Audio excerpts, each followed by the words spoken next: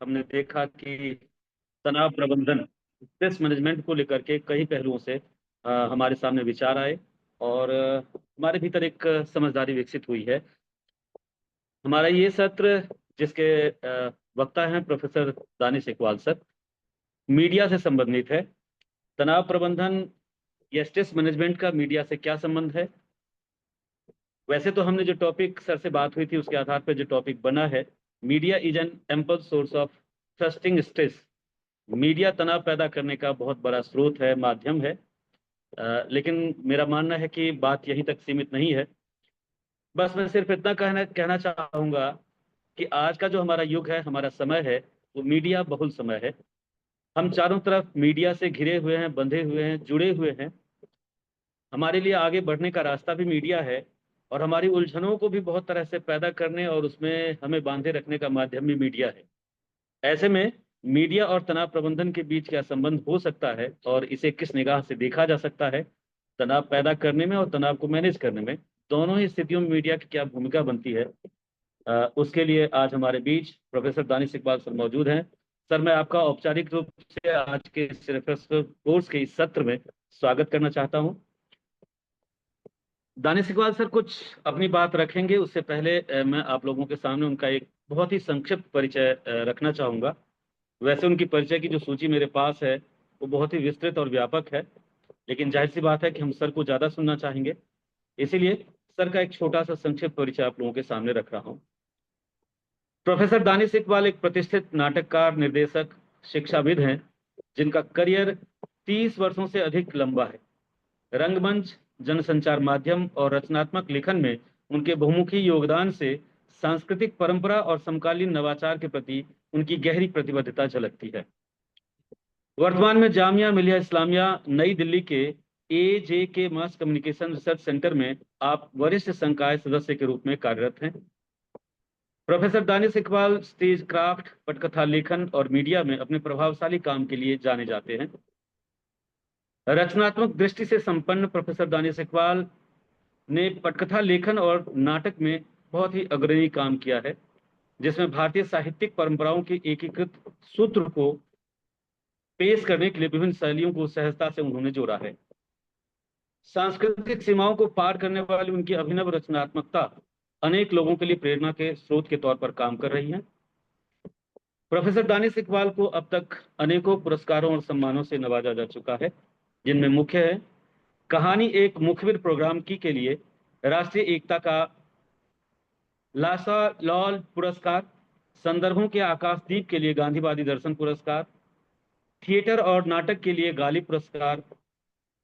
उनके रेडियो नाटक जैसे बंगाली जंगली बूटी, बैल जो धरती नीचे और पतझड़ के बाद का मौसम, इन तीनों को भारत सरकार से सर्वश्रेष्ठ रेडियो नाटक पुरस्कार मिला है।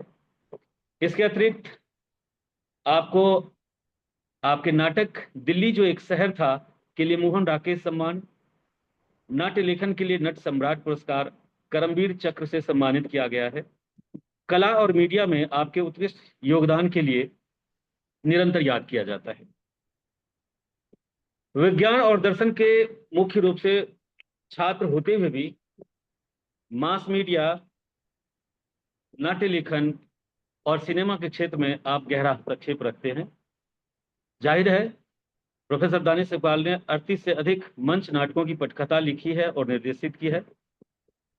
इनमें समीक्षकों द्वारा प्रशंसित प्रस्तुतियां जैसे दिल्ली जो एक शहर था, Dara Shikoh, Amrita, a sublime love story, sir Iqbal, कुछ इश्क किया कुछ काम किया, देश विरोधी गालिब, सारा का सारा आसमान और साहिर महत्वपूर्ण है। आपके कार्यों को एडिनबर्ग सहित fringe theatre festival, Dubai, London और जर्मनी के अनेक शहरों में प्रस्तुति का अवसर मिला है।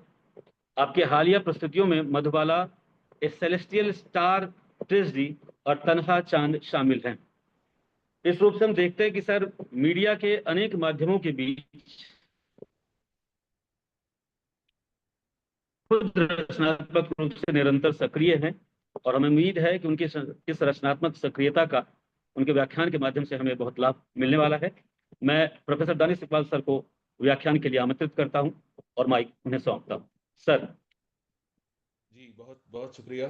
धन्यवाद डॉक्टर अरविंद आपका। आपने इतनी सारी बातें हमारे सीवी से देख के बता दी। तो सच्ची बात यह है कि आजकल जिस तरह का माहौल है, जिस तरह की ज़िंदगी हम लोग गुजार रहे हैं, उसमें इतना सब कुछ याद रखना कि आप क्या क्या कर चुके हैं, ये भी एक स्ट्रेस का मतलब कारण हो सकता है। क्योंकि देखिए जैसे इस वक्त मेरा आप लोगों के साथ एक इंटरेक्शन है, तो मैंने जो जो किया इस वक्त वो सब मेरे काम नहीं आने वाला है। आप सभी टीचर हैं, आप जानते हैं कि आपकी सारी नॉलेज, आपकी सारी रिसर्च जब आप क्लासरूम में होते हैं वो आपके काम नहीं आती है अगर आपकी क्लास बच्चों के लिए दिलचस्प ना हो, उनकी काम की ना हो। तो ये जो मीडिया के लोग हैं या रिसर्च के लोग हैं या क्रिएटिव फील्ड्स के लोग हैं, तो इनका जो जो पिछला काम है मुझे लगता है कि वो बस हवा में चला जाता है। और जब हम अपनी बात आज कहते हैं या आज मैं कोई नाटक करूं, तो पिछले नाटकों से कोई कोई ज़्यादा मदद नहीं मिलती है। लेकिन यह है कि ये एक तरीका है कि सीवी बनाया जाता है, भेजा जाता है। तो मुझे लगता है जब मैं सीवी सुन रहा होता हूँ या उसके बारे में सुन रहा होता हूँ, तो ऐसा लगता है जैसे एक तरह का इल्ज़ाम लगाया जा रहा है कि आपने ये किया, आपने ये किया, आपने ये किया। तो ये ये सब कुछ नहीं है। देखिए हम सब रोज़ाना सुबह उठते हैं, मेहनत करते हैं, कोशिश करते हैं, और हम में, एक आम किसान में, एक आम मजदूर में, एक आम बैटरी रिक्शा चलाने वाले में कोई बहुत ज़्यादा फर्क नहीं है। हम सब अपना दिनचर्या जो है, हमारा रोज़मर्रा का जो काम है, वो हमें करना होता है। और लेकिन आज का जो सब्जेक्ट है उस पे हमें वापस आ जाना चाहिए। मेरी खुशकिस्मती है, मेरा सौभाग्य है कि मैं थोड़ा सा स्ट्रेस में रहता हूँ, एंजाइटी रहती है। तो मैं सोचता हूँ कि भाई कहीं ऐसा ना हो कि लास्ट मोमेंट पे ये जो लिंक आया है ये काम ना करे, या पता नहीं वाईफाई ख़राब हो जाए या कुछ ऐसा हो जाए। तो मैं पहले से आ गया था, और आनंद प्रकाश साहब का जो व्याख्यान है, उनकी जो है बातचीत है, वो मैं सुन रहा था। तो इसलिए मैं नहीं चाहता हूँ कि यहाँ पे जितने भी हमारे पार्टिसिपेंट्स हैं मैं उनका टाइम खराब करूँ और वो सारी बातें दोहराऊं जो आप लोग सुन चुके हैं, जो आपके साथ की जा चुकी हैं। तो देखिए डॉक्टर अरविंद ने जो हमें सब्जेक्ट दिया है वो है कि मीडिया मीडिया की वजह से जो स्ट्रेस होता है उसके बारे में मुझे बात करनी है। लेकिन देखिए ये तो आप सब जानते हैं कि स्ट्रेस होता है, और आप सब महसूस करते हैं, खुद मैं महसूस करता हूँ। और इसका सबूत ये है कि पिछले 15 साल से मेरे अपने घर में टेलीविज़न नहीं है। मैं टेलीविज़न के लिए राइटिंग करता हूँ, मैं सीरियल्स लिखता हूँ, मैं डॉक्यूमेंट्रीज लिखता हूँ, मैं बहुत सारा कंटेंट टेलीविज़न के लिए भी क्रिएट करता हूँ। लेकिन मैं उसे देखना नहीं चाहता। ये एक तरह का, अभी हम लोग बात कर रहे थे, आनंद प्रकाश साहब बात कर रहे थे, बता रहे थे कि ये एक तरह का, आप इसे पलायन भी कह सकते हैं, आप फरार भी कह सकते हैं। लेकिन ये है कि देखिए हमारा जो दिमाग है, छोटा सा नन्ना सा मुन्ना सा, उसमें बहुत ज़्यादा जगह नहीं है। और हमारे पास सिर्फ 24 घंटे होते हैं, उसी में हमें सोना है, उसी में जागना है, उसी में सारे काम करने, उसी में पढ़ाना है, उसी में लिखना है। तो अगर टेलीविज़न हर वक्त चल रहा है, तो आप ये समझिए कि टेलीविज़न हर वक्त चलने का मतलब कि उसके अंदर 10-12 लोग या 7-8 लोग लगातार लड़ रहे हैं। आजकल का जो टेलीविज़न है उसमें हर वक्त जंग होती रहती है। और जो एक्चुअल वार है तो वो तो आप जानते हैं 2-3 दिन चलती है। लेकिन ये जो हमारे टेलीविज़न की वार है, जो न्यूज़ चैनल्स पे हर वक्त चलती है, ये आपका बहुत सारा मेंटल स्पेस जो है ले लेती है। तो मैं नहीं चाहता था कि मेरे जब बच्चे बड़े हो रहे थे तो वो इतने बुरे लोगों को इतने बुरे हालात में लड़ते हुए देखें। और हमारी जो हमारी वाइफ हैं, वो बिल्कुल जैसा होना चाहिए एक भारतीय नारी को, तो वो ये नहीं चाहती थी कि जिस तरह का गंदा बुरा कंटेंट है वो भी बच्चों को देखना पड़े। तो इस वजह से हम लोगों ने ये तय किया कि हमें टेलीविज़न नहीं रखना चाहिए। तो लगभग 15-20 साल हो गए हैं हमारे घर में टेलीविज़न नहीं है। और हम ये पढ़ाते हैं, ये बहुत अजीब बात है कि हम, हमारी रोजी रोटी है हम पढ़ाते हैं। लेकिन वही है कि जो हलवाई है वो अपनी मिठाई अगर कैसे खाए, उसे मालूम है कि इसमें ये मिठाई कितनी नुकसानदेह है, इसमें कितनी शुगर है, इसमें कितना कोलेस्ट्रॉल है। तो एक मीडिया प्रैक्टिशनर होने के नाते, एक मीडिया राइटर होने के नाते, एक मीडिया पर्सन होने के नाते मुझे ये मालूम है कि मीडिया कितना खतरनाक है, कितना डेंजरस है, और धीरे धीरे मीडिया कहाँ से कहाँ पहुंच चुका है। तो अब इस बात की रोशनी में मैं आपसे कुछ बेसिक बातें आपके साथ शेयर करना चाहूंगा। मैं कुछ भी ऐसा नहीं आपके साथ शेयर करने वाला हूं या बताने वाला हूं जो आप नहीं जानते हैं।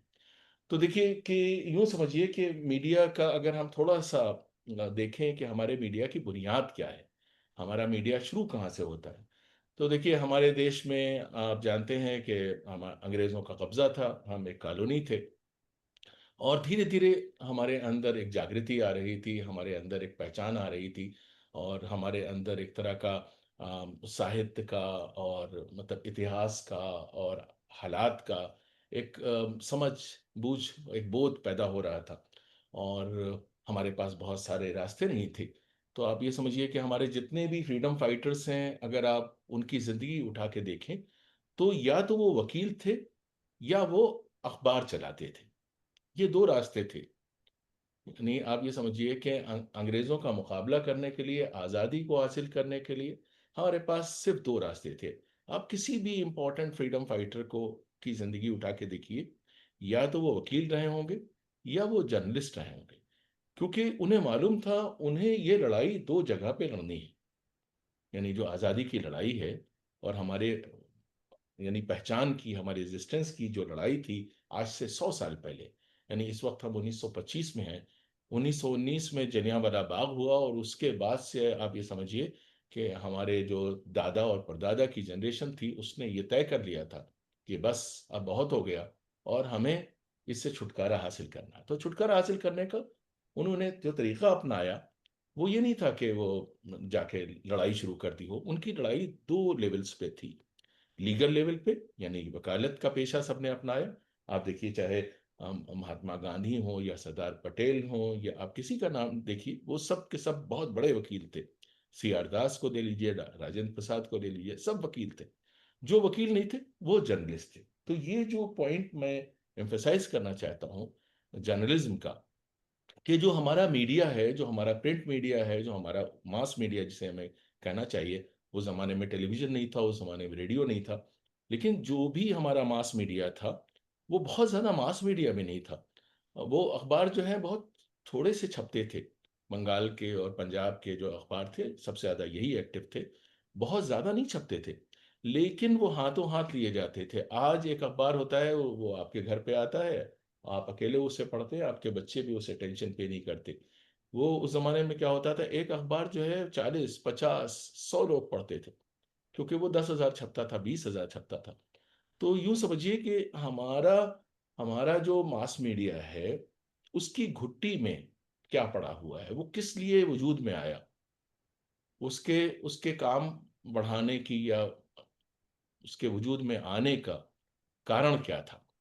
वो कुछ बेसिक वैल्यूज जो है समाज तक पहुंचाना चाहते थे, वो समाज को बनाना चाहते थे, वो देश को बनाना चाहते थे, वो देश को आज़ादी दिलाना चाहते थे। तो जो बहुत अच्छी वैल्यूज होती हैं, जो ईमानदारी की वैल्यूज होती हैं, भाईचारे की वैल्यूज होती हैं, देश को जोड़ने वाली वैल्यूज होती हैं, वो उन सब का इस्तेमाल हमारे हमारे फोर फादर्स ने, हमारे फ्रीडम फाइटर्स ने, और हमारे दादा और हमारे परदादा की जनरेशन ने किया।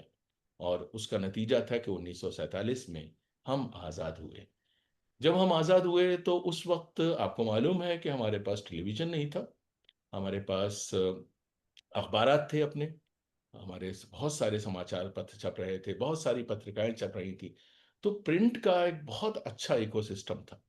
और जो हमारा रेडियो था ये कॉलोनियल रेडियो था। यानी महात्मा गांधी मतलब ने एक बार किसी से मजाक में कहा था, हिज मास्टर्स वॉइस।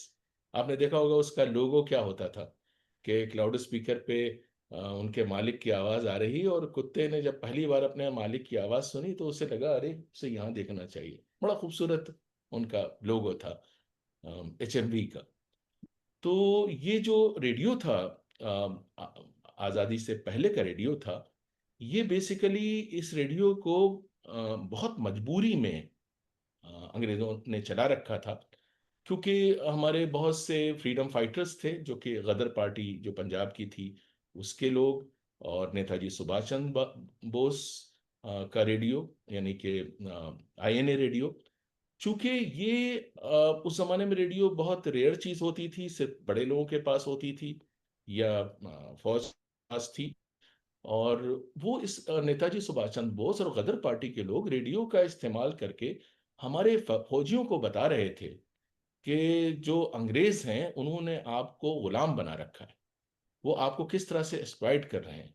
और ये वो पीरियड है जब बिल्कुल गाजर मूली की तरह हमारे सिपाहियों को यहाँ से जबरदस्ती भर्ती करके ले जाया जाता था, खासतौर से पंजाब से और बंगाल से। और फिर हरियाणा के, जो आप देखिए किसी से पूछिए तो वो आपको बताएगा कि डिस्ट्रिक्ट मजिस्ट्रेट आता था और जितने भी एबल बॉडीड लोग होते थे उनको ले जाता था। तो उस जमाने में ये हो गया था कि अगर पढ़ा लिखा होगा तो ले जाएंगे, तो लोगों ने पढ़ना लिखना बंद कर रखा था। लेकिन बाद में ये हुआ कि उन्हें फौजियों की जरूरत थी, तो वो अनपढ़ लोगों को भी ले जाने लगे, तो इससे भी बचाव नहीं हो रहा था। तो इन लोगों को, जब अंग्रेजों को लगा कि ये रेडियो सुन के, जो क्योंकि जो गदर पार्टी का रेडियो था और सुभाष चंद्र बोस साहब का रेडियो था, जिसको मदद मिलती थी जापान से भी और जर्मनी से भी, हिटलर मसोलिनी ये सारे जो भी यानी कि अलाइड फोर्सेस के जो खिलाफ जो फोर्सेस थी वो मदद कर रही थी। तो अंग्रेजों को लगा कि ये एक तरह की म्यूटिनी हो जाएगी यहाँ पे, तो गद्दारी, वो जिसे लफ्ज इस्तेमाल करते हैं, रेबेलियन हो जाएगा, बगावत हो जाएगी। तो उन्होंने ऑल इंडिया रेडियो की शुरुआत की। और शुरू में ये काउंटर प्रोपेगेंडा करता था। 1936 में आप सभी को मालूम है कि इसका नाम ऑल इंडिया रेडियो रखा गया। और इसको जो है भारतीय लोगों को दिया गया, क्योंकि बुखारी साहब को दिया गया जो हमारे पहले डायरेक्टर जनरल थे कर्नल फेल्डन के बाद। और फिर इन लोगों से कहा गया कि ऐसा न लगे कि ये सिर्फ प्रोपेगेंडा रेडियो है, तो ऐसा करो कि थोड़ा थोड़ा सा इसमें संगीत और साहित्य और उस जमाने के जितने भी पढ़े लिखे लोग हैं उनको आहिस्ता आहिस्ता आप इसमें शामिल करो। तो आप ये समझिए कि हमारे रेडियो की जो डीएनए है उसमें भी प्रोपेगेंडा पड़ा हुआ है। लेकिन आज़ादी के बाद ऑल इंडिया रेडियो जो है भारत सरकार की आवाज़ हो गया। और आपको मालूम है कि जो हमारा ग्रीन रेवोल्यूशन हुआ है, जो वाइट रेवोल्यूशन हुआ है, जो जो मतलब बहुत बड़े बड़ी कामयाबियां हम लोगों ने हासिल की, उसमें रेडियो का एक बहुत बड़ा कंट्रीब्यूशन है। उसके बाद टेलीविज़न आया, यानी कि दूरदर्शन आया। और आप सबको याद है कि शुरू का जो दूरदर्शन था वो कितना खूबसूरत था, और ऑल इंडिया रेडियो कितना खूबसूरत था। और वो हमारा जो हमारा लोक संगीत है, जो हमारा लोक विरसा है, जो हमारा शास्त्रीय संगीत है, जो हमारा साहित्य है, जो हमारे पौराणिक जो हमारी संपदा है, इस सब के लिए मतलब ऑल इंडिया रेडियो ने और दूरदर्शन ने और हमारे जो शास्त्रीय जो भी नृत्य है और संगीत है, इस सब के लिए क्या क्या नहीं किया। और उसके बाद आपको मालूम है कि धीरे धीरे ये कहा गया कि नहीं, ये मोनोपोली जो है सरकार की खत्म होनी चाहिए और प्राइवेटाइजेशन होना चाहिए। तो जी टीवी, ये सब मैं इसलिए बता रहा हूँ ताकि थोड़ा सा एक आपको याद आ जाए कि इस सब का बैकग्राउंड क्या है। तो जब ये वार हुई थी इराक वाली, जो कि बेसिकली प्रोपेगेंडा वार थी, वो सिर्फ टेलीविजन पे दिखाई जा रही थी और ग्राउंड पे उतनी ज़्यादा नहीं थी जितना सीएनएन। तो सीएनएन एक चैनल था जिसने बताया पूरी दुनिया को कि टेलीविज़न कितना इम्पैक्टफुल हो सकता है। और उसके बाद हमारे देश में जो है प्राइवेट टेलीविज़न शुरू हुआ, उसके बाद प्राइवेट रेडियो शुरू हुआ। तो शुरू का जो हमारा अपना रेडियो था और हमारा अपना जो मीडिया था, उसके कुछ बेसिक प्रिंसिपल्स थे, बेसिक कोड, यानी हम उसे कहते हैं ब्रॉडकास्टिंग कोड। तो ब्रॉडकास्टिंग कोड में यह था कि हम किसी को डिफेम नहीं करेंगे, हम किसी कम्युनिटी के खिलाफ कुछ नहीं कहेंगे, हम किसी इंडिविजुअल के खिलाफ कुछ नहीं कहेंगे, हम कभी औरतों की बेइज्जती नहीं करेंगे, हम कभी बच्चों की बेइज्जती नहीं करेंगे, हम कभी किसी के धर्म या कास्ट को मतलब टारगेट नहीं करेंगे। ये कुछ बेसिक 7-8 प्रिंसिपल्स थे जिस पे बहुत सख्ती के साथ अ, हमारा रेडियो और दूरदर्शन हमेशा कायम रहा। इसके बाद क्या हुआ आप सबको मालूम है, और मैं सिर्फ आपको याद दिलाना चाहता हूँ कि जब प्राइवेट रेडियो आया और प्राइवेट टेलीविजन आया तो इनके कोई नेशनलिस्टिक गोल्स नहीं थे। ये समाज को, जैसे कि हमारा जो ऑल इंडिया रेडियो था वो ग्रीन रेवोल्यूशन लाने में भारत सरकार की मदद कर रहा था, वो लिटरेसी फैलाने में भारत सरकार की मदद कर रहा था, वो भारत सरकार की जो पॉलिसीज हैं, यानी वो डेवलपमेंट कम्युनिकेशन का काम कर रहा था, वो बिजनेस नहीं कर रहा था। उसका काम प्रॉफिट कमाना नहीं था। अफसोस की बात यह है कि आज भारत सरकार दूरदर्शन और ऑल इंडिया रेडियो से भी कहता है कि आपको पैसे कमाने हैं और आपको अपनी कमाई जो है खुद यानी मार्केट से उठानी। लेकिन ऐसा नहीं था। हमारे जो प्लानर्स थे, जो हमारे पॉलिसी मेकर्स थे, हमारे नेशन बिल्डर्स थे, उनका ऐसा कोई गोल नहीं था। तो कुछ ऐसी चीजें हैं जिनसे पैसे नहीं कमाए जा सकते। तो नेशन बिल्डिंग के जो काम है उनसे आप पैसे कैसे कमाएंगे? जैसे हमारी फौज है, उसका काम तो देश की हिफाजत करना है। तो इसी तरह मीडिया का काम है लोगों को अवगत रखना, लोगों को अवेयरनेस बढ़ाना, लोगों को इन्फॉर्म रखना। ये बिजनेस नहीं हो सकता, लेकिन चूंकि बिजनेस हो गया, अब बिजनेस हो गया तो उन्हें प्रॉफिट चाहिए थे। और प्रॉफिट जो है कहाँ से लाए गए? तो फिर उसके बाद पॉलिटिकल सपोर्ट की का एक माहौल आ गया। और इस वक्त जो मतलब टेलीविजन का सीन है, और खासतौर से न्यूज़ टेलीविजन का सीन है, वो बहुत दर्दनाक हो चुका है। वो ऑलमोस्ट इतना भयानक हो चुका है कि जैसे रवांडा रेडियो के बारे में कहा जाता है कि रवांडा रेडियो ने दुनिया का सबसे बड़ा मैसेकर जो है जनरेट किया। तो इस वक्त जो हेट फिल्ड कंटेंट है, जो नफरत वाला कंटेंट है या लड़ाई झगड़ा, इस कंटेंट की वजह से जो हमारे मुल्क का माहौल है वो सब आपके सामने है।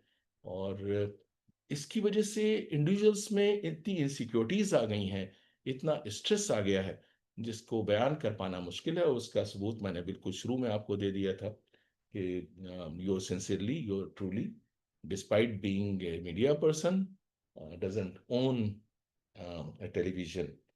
तो अब ये एक फैक्ट है।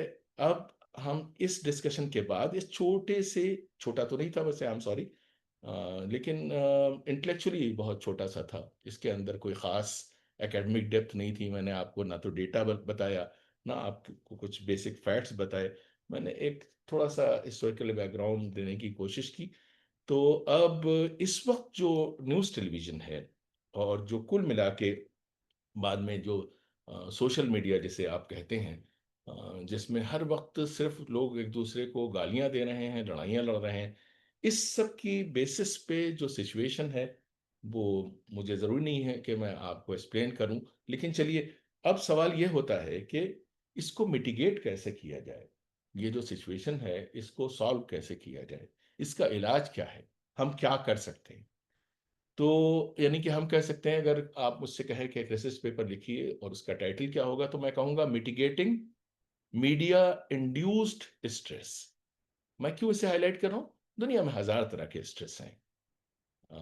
आप समझिए कि पर्सनल लाइफ से लेके, और रिलेशनशिप से लेके, बच्चों को लेके, इकोनॉमी को लेके, और मकान के लोन से लेके, हर तरह के स्ट्रेस हैं आपकी जिंदगी में। लेकिन एक एडिशनल स्ट्रेस 24 घंटे का आपके ऊपर, और उसके बिना आपको लगता है कि आप अवेयर नहीं हैं। तो मैं इसका सब्जेक्ट रखना चाहूंगा mitigating media induce stress in India. तो अब इसकी दो स्ट्रेटजीज हो सकती हैं। एक तो ये कि जो मैंने अपना रखी है, कि मैंने बंद कर रखा है, मैं शुतुरमुर्ग हो गया हूँ, ऑस्ट्रिच मेंटेलिटी है मेरी, मैंने आंखें बंद कर ली हैं, मैं देखना ही नहीं चाहता। ये पलायन है, जैसे कि अभी आपको आनंद प्रकाश साहब बता रहे थे। लेकिन क्या करें?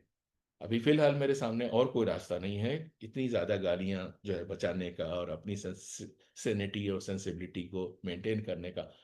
तो कई बार लोग मुझसे कहते हैं, अरे भाई, आप तो बड़े कूल लग रहे हैं, और आपके चेहरे पे थोड़ी सी फ्रेशनेस है, अरे वाह, कैसे? तो मैं उनसे कहना चाहता हूँ, देखिए मैं टेलीविजन नहीं देखता, इसलिए मैं आपको हंसता मुस्कुराता हुआ नजर आ जाता हूँ। तो सच ये है कि जो लोग लगातार टेलीविजन देखते हैं, मेडिकल रिपोर्ट्स हैं इस बात की अवेलेबल हैं कि 30% उनके जो हेल्थ कॉम्प्लिकेशंस हैं वो बढ़ रहे हैं। तो इसके इस मैंने कुछ छोटे से नोट्स बनाए हैं।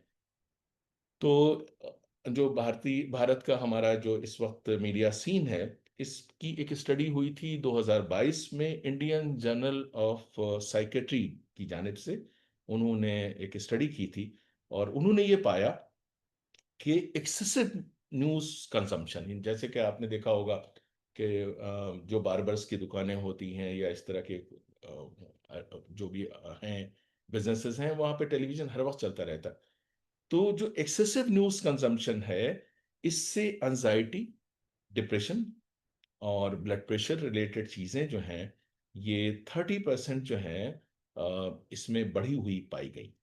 और अगर हम बेसिक साइकोलॉजिकल प्रिंसिपल्स के की रोशनी में इसको देखें और कोशिश करें कि हम जो मीडिया इंड्यूस स्ट्रेस है इसको समझने की कोशिश करें, तो वाशिंगटन डीसी का एक प्यू रिसर्च सेंटर है, अभी 1 साल पहले या 1.5 साल पहले की उनकी रिपोर्ट है, और उन्होंने ये पाया कि 65% ऑफ इंडियन रिस्पोंडेंट्स, जो भी उनका सर्वे था, उन्होंने ये कहा कि they are overwhelmed by news.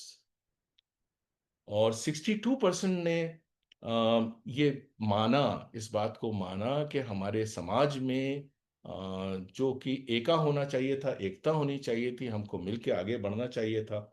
तो 62% लोगों ने ये माना कि अभी समाज में जो स्ट्राइफ है और जो डिवाइड्स हैं, वो उसके उसके लिए जिम्मेदार मौजूदा टेलीविजन है या न्यूज़ टेलीविजन है। और जो कांस्टेंट जो ये है एक्सपोजर, इसकी वजह से लोगों में एग्रेसिवनेस बढ़ रही है, बिकॉज जो डिबेट्स हैं वो एग्रेसिव हैं, और हेट ओरिएंटेड लैंग्वेज इस्तेमाल की जा रही है। इससे जो बॉडी का जो स्ट्रेस रेस्पॉन्स होता है, यानी कार्टिसोल लेवल जो है, वो बढ़ रहा है। आज से 4 साल पहले की एक रिपोर्ट है, जर्नल ऑफ बिहेवियरल मेडिसिन। तो इन्हीं ने एक लंबा चौड़ा सर्वे किया और फिर ये रिपोर्ट छपी। तो इस रिपोर्ट में एक बहुत इंटरेस्टिंग उन्होंने टर्म इस्तेमाल किया है, और वो है mean, MEAN, mean word syndrome. जब हम इस तरह का टेलीविजन बहुत ज्यादा देखते हैं, तो हमें हमें ये लगता है दुनिया में अच्छाई नहीं है। दुनिया में सारे लोग बहुत, अगर बुरे नहीं हैं तो मीन तो जरूर हैं। अब आप समझते हैं कि मीन किस तरह के लोग होते हैं, जबकि सच्चाई ये है कि आप सड़क पे जाइए, आप लोगों से मिलिए, अगर आप स्माइल करेंगे वो आपको मुस्कुरा के आपकी स्माइल का जवाब देंगे, आप उन्हें विश करेंगे, वो थोड़ा सा कंफ्यूज हो जाएंगे क्यों विश कर रहे हैं। लेकिन अगर आप उन्हें दुश्मन समझ के देखेंगे तो उनके अंदर भी एक एंजाइटी जनरेट होगी, और उन्हें लगेगा ये क्यों, क्या हो गया, हमें आखिरी बार कहाँ मिले थे, मुझसे क्या गलती हो गई। तो ये जो एक फिनोमिनन जो कंटेम्प्रेरी मीडिया ने जनरेट किया है, और वो उसके लिए बड़ा अच्छा टर्म है, और वो है मीन वर्ड सिंड्रोम। लगातार न्यूज़ टेलीविजन देखने वालों का ये ख्याल होता है कि दुनिया जो है ये एक बहुत मीन जगह है, निगेटिव जगह है। और इसकी जो टर्म दिया है, ये जॉर्ज गर्बनर हैं जिन्होंने ये टर्म दिया है, और उनका कहना है कि एक्सेसिव मीडिया कंजम्पशन या हैवी मीडिया कंजम्पशन आपको ये मैसेज देता है कि दुनिया एक अच्छी जगह नहीं है। आपने अक्सर सुना होगा लोगों को ये कहते हुए कि अब अच्छाई नहीं बची, अब लोग वैसे नहीं हैं जैसे होते थे। तो लोग वैसे ही हैं, अ, लोग वैसे ही हैं, बस हमारा परसेप्शन इस मीडिया स्ट्रेस की वजह से बदलता जा रहा है। एक और फिनोमेनन इस स्टडी से सामने आया, और वो ये है, देखिए, कि अभी हम लोग आपस में एक दूसरे से बात कर रहे हैं, और मैं, आप सब हमारे भाई हैं, आप हमारी बहनें हैं, क्योंकि हम सब लोग एक ही प्रोफेशन से हमारा संबंध है। हम एजुकेशन का काम कर रहे हैं, हम अगली नस्ल को, अगली जनरेशन को, अगली पीढ़ी को सजा रहे हैं, संवार रहे हैं, उनकी जिंदगी बनाना चाहते हैं, उनको एक अच्छा सिटीजन, एक अच्छा भारतीय बनाना चाहते हैं। लेकिन मीडिया की वजह से क्या हो रहा है, एक टर्म है, यानी एक फिनोमेनन हो रहा है, मुझे नहीं मालूम उसे हिंदी में हम क्या कहेंगे, जाहिर सी बात है आप लोगों के पास टर्म होगा, that is called adhering. Adhering का मतलब कि जो मैं हूं, बाकी लोग जो हैं वो दूसरे हैं। तो यानी हर इंसान जो है आप जैसा नहीं है, वो एक दूसरा इंसान है। या तो उसका रिलीजन अलग है, या उसकी रॉयल्टीज अलग हैं, या उसकी आइडियोलॉजी अलग है, या उसकी कास्ट अलग है, या उसकी लैंग्वेज अलग है, या उसका रीजन अलग है, या उसकी मतलब जो भी कमिटमेंट्स हैं उसके सरोकार अलग हैं। जबकि आप सबको मालूम है कि पूरी ह्यूमन रेस एक है। ठीक है। हम सारे इंसान जो हैं वो एक दूसरे के भाई हैं, हम एक ही स्पीशीज हैं। लेकिन ये जो अदरिंग का फेनोमेनन है, ये क्या कर रहा है? ये लोगों को एंटी नेशनल बना रहा है, वो लोगों को देशद्रोही बना रहा है, और बहुत सारे अब्यूजिव टर्म्स हैं जो इस्तेमाल किए जा रहे हैं। जैसे ही कोई क्राइम हो जाता है किसी लड़की की तरफ से, किसी औरत की तरफ से, सारी औरतों का ब्रांड कर देते हैं। जैसे ही किसी एक कम्युनिटी से हो जाता है, आप उस सबको ब्रांड कर देते। तो ये जो फेनोमेनन है, ये स्ट्रेस इंडिविजुअल में भी जनरेट कर रहा है, और ये स्ट्रेस जो है हमारी सोसाइटी में भी जनरेट कर रहा है। और ये जो मैंने अभी आपसे कहा था कि मैंने टेलीविजन बंद कर दिया, तो मैंने नहीं बंद कर दिया। आप बरखा दत्त को देख लीजिए, आप राजदीप सरदेसाई को देख लीजिए, आप प्रणय रॉय को देख लीजिए, आप रवीश कुमार को देख लीजिए, आप प्रणय गुहा ठाकुरता को देख लीजिए। आप किसी भी मतलब सीनियर जर्नलिस्ट को देख लीजिए। वो उन्हें वो अपना अपना जो भी उनका वोकेशन है, जो उनका प्रोफेशन है, इतना हेट फिल्ड माहौल हो गया है कि हर इंसान जो है एक दूसरे को अगर दुश्मन मान रहा है। तो इन लोगों को, जो हमारे देश के बहुत प्रतिष्ठित, बहुत मुअज़्ज़ज़, बहुत ऑनर्ड मतलब स्कॉलर्स हैं या जर्नलिस्ट हैं, उनको भी लोगों ने इतना टारगेट किया और इतना उनकी अदरिंग की कि वो डिप्रेशन में चले गए। उन्होंने अपना प्रोफेशन बंद कर दिया, अपना सब कुछ छोड़ दिया, और अब वो उस तरह से मीडिया प्रैक्टिस नहीं कर रहे हैं जैसे वो कर रहे थे।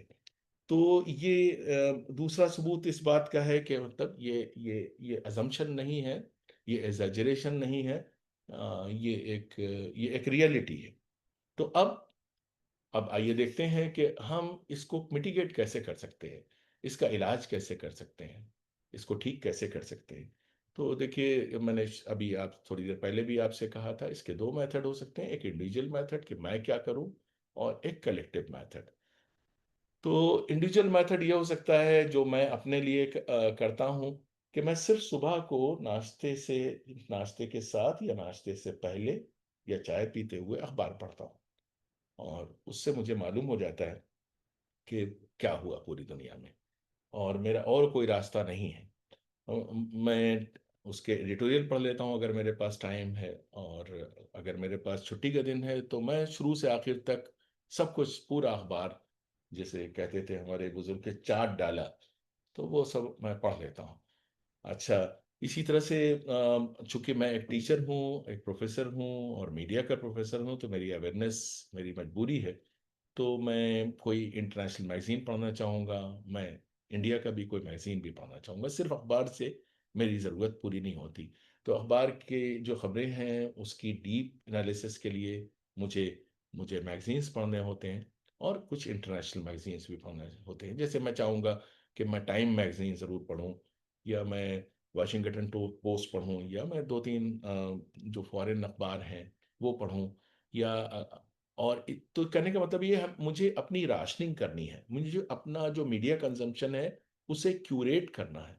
मुझे 24 घंटे या हर वक्त का मीडिया नहीं देखना। तो एक वक्त होना चाहिए मेरे कंजम्पशन का। तो मेरी जो भी मेरी न्यूज़ रिक्वायरमेंट है या जो भी रिक्वायरमेंट है वो आधे घंटे में पूरी हो सकती है।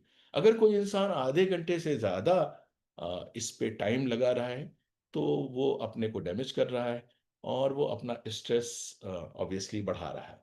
अमेरिकन साइकोलॉजिकल एसोसिएशन की एक एक रिपोर्ट है आज से 4-5 साल पहले की, और उन्होंने वेस्टर्न वर्ल्ड के लिए और ईस्टर्न वर्ल्ड दोनों के लिए ये स्ट्रेटजी जो है सजेस्ट की। और उन्होंने ये भी सजेस्ट किया कि आप ये नहीं कि अखबार पढ़ रहे हैं आधा घंटा तो आप हर अखबार पढ़ें।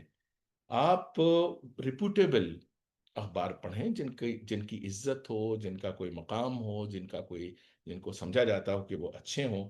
जैसे कि अगर आप मुझसे पूछें इंडिविजुअली, तो मैं हिंदू पढ़ना चाहूँगा, या मैं इंडियन एक्सप्रेस पढ़ना चाहूँगा। इंडियन एक्सप्रेस इसलिए पढ़ना चाहूँगा ताकि मैं एक दूसरा एंगल भी देख सकूँ, जो मुझे टाइम्स ऑफ इंडिया बताता है तो तस्वीर का एक रुख बताता है, और वो एस्टेब्लिशमेंट का रुख बताता है, लेकिन दूसरा जो पक्ष है वो भी मेरे सामने आना चाहिए।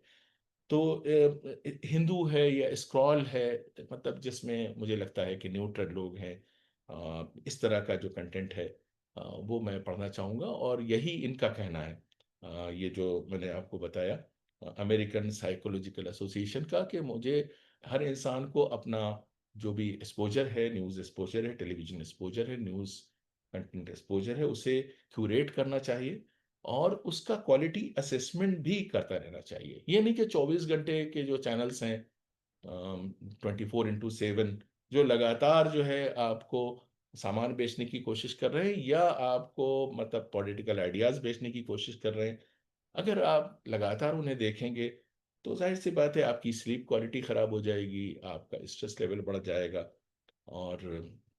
और बहुत से जितने भी मतलब स्लीप डिप्रिवेशन एंड स्ट्रेस से जो जो चीज़ें होती हैं, like blood pressure, like sugar, ये सारी चीज़ें होंगी। दूसरी, अब ये तो हो गई इंडिविजुअल स्ट्रेटजी। अब आइए एज ए ग्रुप हम क्या कर सकते हैं, एज ए समाज क्या कर सकते हैं, या एज ए टीचर क्या कर सकते हैं। तो मीडिया लिटरेसी एक बहुत इंपॉर्टेंट चीज़ है। तो 10th या 12th के लेवल पे आजकल बहुत से सब्जेक्ट्स नए इंट्रोड्यूस किए गए हैं। न्यू एजुकेशन एजुकेशन पॉलिसी के तहत हम इस तरह की चीज़ों को रख सकते हैं कि जो फेक कंटेंट है, बच्चों को मालूम होना चाहिए कि सारी चीज़ें इनोसेंट नहीं होती हैं, और काफ़ी कुछ झूठ है मीडिया में, हर चीज़ सच नहीं होती है। तो मीडिया लिटरेसी एक इम्पॉर्टेंट चीज़ है। सिर्फ अभी कुछ कुछ महीनों पहले यूनेस्को की एक रिपोर्ट आई है जो कि इंडिया से संबंधित है, और इसमें कहा गया है कि जो इस वक्त का जो मीडिया है, इसमें बहुत साफ साफ बायसेस हैं। और ये जो मीडिया लिटरेसी है, इसके ज़रिए हम बायस आइडेंटिफिकेशन का काम ज़रूर कर सकते हैं। और इसे कैसे प्रैक्टिस किया जाए, तो एक चीज़ है जिसे हम कहते हैं फैक्ट चेक। तो गूगल भी इस तरह के ट्रेनिंग्स ऑर्गेनाइज करता है, हम अपने स्टूडेंट्स के लिए कर सकते हैं। ये फ्री ट्रेनिंग है, यानी गूगल के वो आते हैं, ट्रेनर्स आते हैं उसकी तरफ से, जो स्टूडेंट्स को और आपको दूसरे प्रैक्टिशनर्स को बताते हैं कि बेसिक जो गूगल के अंदर टूल्स मौजूद हैं, उसी का इस्तेमाल करके हम फैक्ट चेकिंग कैसे कर सकते हैं। और अगर हमारी वो ट्रेनिंग नहीं है, तो आर्ट न्यूज़ है या बूम है, इस तरह के जो प्लेटफॉर्म्स हैं, हम उनकी मदद से देख सकते हैं जब कोई बहुत ज़्यादा प्रोपेगेंडा किया जा रहा हो। अच्छा, इसी तरह से हमारा टेलीविज़न जो जो बता रहा है, कई बार ऐसा लगता है कि अगर हम उसे डाउट करें तो ये तो बिल्कुल वो हो जाएगा, अनर्थ हो जाएगा, बिकॉज ये तो देश के इंटरेस्ट में ये लोग बात कर रहे हैं। नहीं, एक उसके बावजूद हमें ये देखना चाहिए, कम से कम ये देखना चाहिए कि ठीक है, जी टीवी ये बता रहा है, लेकिन एनएचके जापान क्या कह रहा है, या अल जजीरा क्या बताता है किसी चीज़ के बारे में, या जो फ्रांस का टेलीविजन नेटवर्क है वो क्या कह रहा है, या बीबीसी क्या कह रहा है। तो एक एक बैलेंसिंग ज़रूर की जानी चाहिए। मैंने अपने घर में अपने बुजुर्गों को देखा था कि जब वो ऑल इंडिया रेडियो पे कोई खबर सुनते थे तो उसके बाद फिर बीबीसी से उसे कंफर्म करते थे। तो जो उनका तरीका था पुराना, वो हमें आज भी मतलब उसकी ज़रूरत है कि जो भी फेक न्यूज़ है एटलीस्ट हम उसे समझ सकें। और जितने भी ट्रेनर्स और जितने भी प्रोफेसर्स स्कॉलर्स ने आपके साथ इंटरेक्ट किया, सभी ने ये बात कही कि हमें माइंडफुलनेस जो है मतलब बढ़ानी चाहिए, कॉग्निटिव रिस्ट्रक्चरिंग करनी चाहिए। और सभी ने कहा कि हमको मेडिटेशन, योग, ये सारी चीज़ें जो हैं इस्तेमाल करनी चाहिए। तो देखिए, ये तो एक तरह की है, जब भी कोई इशू होता है तो आपको इस तरह की एडवाइस दी जाती है। और जाहिर सी बात है, अगर आप इस पे अमल कर सकते हैं और इसको इस्तेमाल कर सकते हैं, इसके प्रयोग से आपको फ़ायदा होता है, तो बहुत अच्छी बात है। फ्रंटियर्स इन साइकोलॉजी, ये एक पब्लिकेशन है, इम्पोर्टेंट जर्नल है। इनकी एक रिपोर्ट है, और इसमें ये पाया गया कि ये माइंडफुलनेस, यानी कि अगर आप गहरी सांस लेते हैं सुबह या शाम 15 मिनट या 20 मिनट ब्रीदिंग एक्सरसाइजेस करते हैं, या प्राणायाम करते हैं, या आप मेडिटेशन करते हैं, तो जो आपके स्ट्रेस हार्मोन्स हैं वो कम होते हैं। तो ये स्ट्रेस हार्मोन्स ज़रूरी नहीं कि मीडिया इंड्यूस स्ट्रेस हो, आपकी ज़िंदगी में और भी 100 तरह का इंटरेस्ट स्ट्रेस है। तो आपको एक लंबे सफ़र पे जाना है, आपको एंजाइटी हो जाती है, आपका इम्तिहान आने वाला है बच्चों का, आप देखिए कि उनकी भूख प्यास उड़ जाती है। तो इंटरव्यू होने वाला है, वो परेशान हो जाते हैं। तो स्ट्रेस तो हमारी जिंदगी का हिस्सा है और वो हमारे साथ लगातार रहता है। ये एक फिनोमेनन है, ये एक फिजियोलॉजिकल बायोलॉजिकल फिनोमेनन है जो ह्यूमन रेस को प्रोटेक्ट करने के लिए बनाया गया था। बेसिकली नेचर ने इसलिए बनाया था कि अगर आप अपने को बचाएंगे, स्ट्रेस में होंगे, तभी तो आप डिफेंसिव होंगे। लेकिन ये जो झूठ मूठ का स्ट्रेस हो रहा है, खासतौर से मीडिया जो इंड्यूस स्ट्रेस है, ये तो अननेचुरल है। और इसको पहली फुर्सत में हमें इसको ठीक करने की, कंट्रोल करने की, अवॉइड करने की, मैनेज करने की, मिटिगेट करने की बहुत ज़्यादा ज़रूरत है। तो इसके लिए एक टेक्निक साइकोलॉजिस्ट लोग सजेस्ट करते हैं, वो है कॉग्निटिव रीस्ट्रक्चरिंग, यानी कि CBT टेक्निक। तो इससे इसमें यह है कि आप सुबह शाम 10 मिनट का की एक एक्सरसाइज करें। और आप देखते हैं कुछ लोग पार्क्स में जाते हैं, वो लाफ्टर योगा का इस्तेमाल करते हैं, वो हंसते हैं।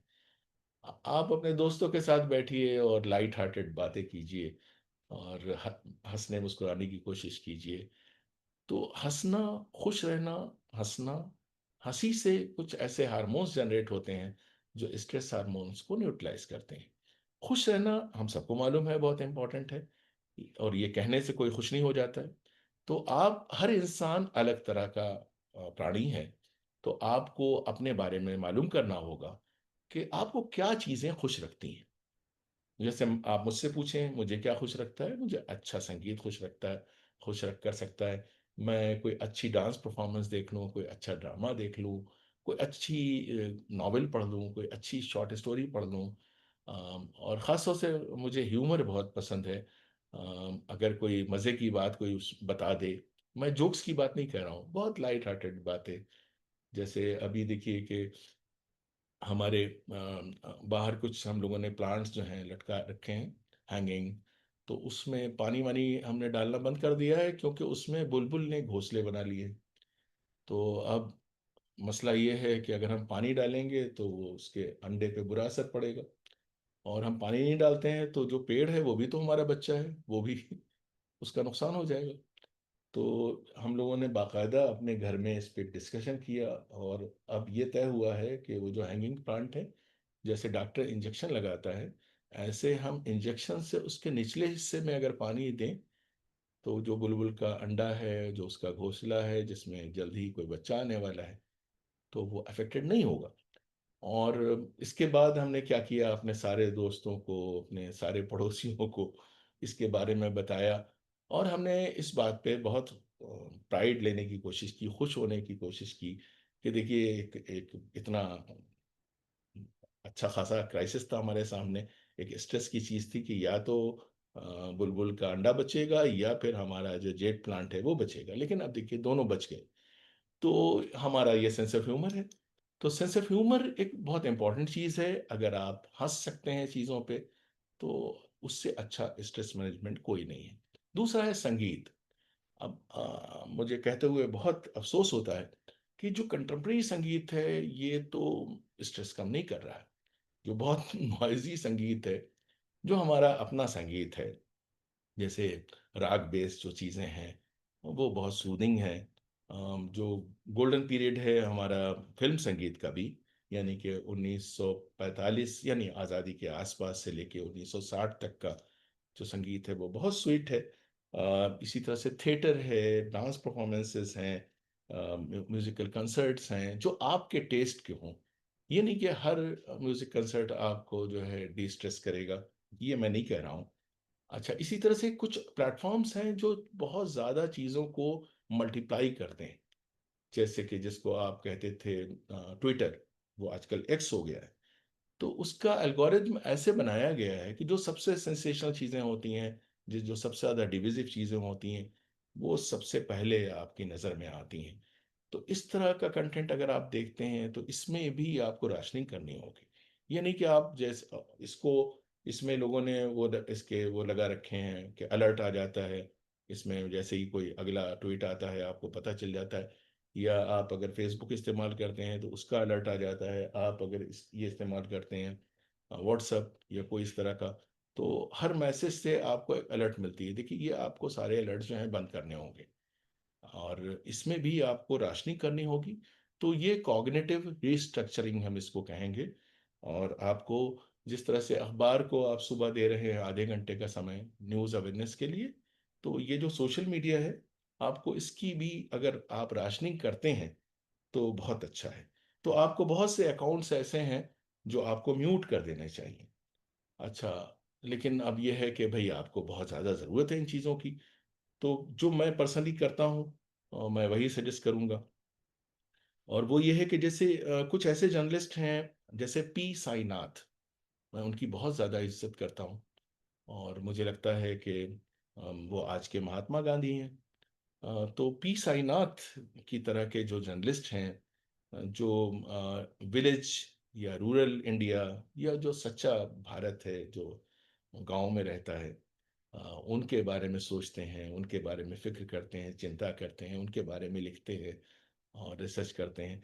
तो इस तरह के जो जर्नलिस्ट हैं, हमें अगर आपको फॉलो भी करना है, मान लीजिए ट्विटर पे या एक्स पे या मतलब इस तरह के किसी प्लेटफॉर्म पे, तो आपको इसमें भी एक कॉग्निटिव स्ट्रक्चरिंग करनी होगी कि जो बहुत ज़्यादा डिविजिव लोग हैं, बहुत ज़्यादा सेंसेशन क्रिएट करने वाले लोग हैं, जो सिर्फ ये चाहते हैं कि भाई उनकी उनके वो बढ़ जाएं, हिट्स बढ़ जाएं, और वो जानबूझ के कुछ ऐसी बातें करते हैं कि भाई कुछ कंट्रोवर्सी हो जाए, तो ये सब आपके काम के नहीं है और ये सब आपको स्ट्रेस दे रहे हैं।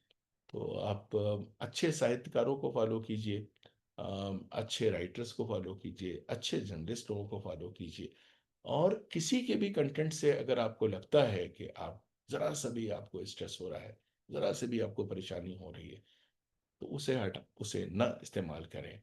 पोइट्री एक बहुत खूबसूरत चीज़ है कि अगर आपको पोइट्री का अप्रिसिएशन पैदा हो जाए, तो पोइट्री में इतनी सटल फीलिंग्स होती हैं, ऐसे जज्बात होते हैं जो आपको डी स्ट्रेस करते हैं, आपको मुस्कुराने पे मजबूर करते हैं, आपको एक इंटरनल दुनिया में पहुंचा देते हैं। तो देखिए, आपके पास दो दुनियाएं हैं।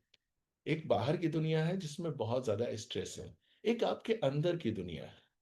तो जो आपकी अंदरूनी दुनिया है वो बहुत उसे खूबसूरत बनाइए, अपना एस्थेटिक सेंस इंप्रूव कीजिए, म्यूजिक सुनिए, पोइट्री पढ़िए, पोइट्री सुनिए, और अच्छा ह्यूमर का इस्तेमाल कीजिए, हंसिए, मुस्कुराइए, अच्छी चीज़ें टेस्ट वाली खाइए, अच्छी खुशबुएं इस्तेमाल कीजिए।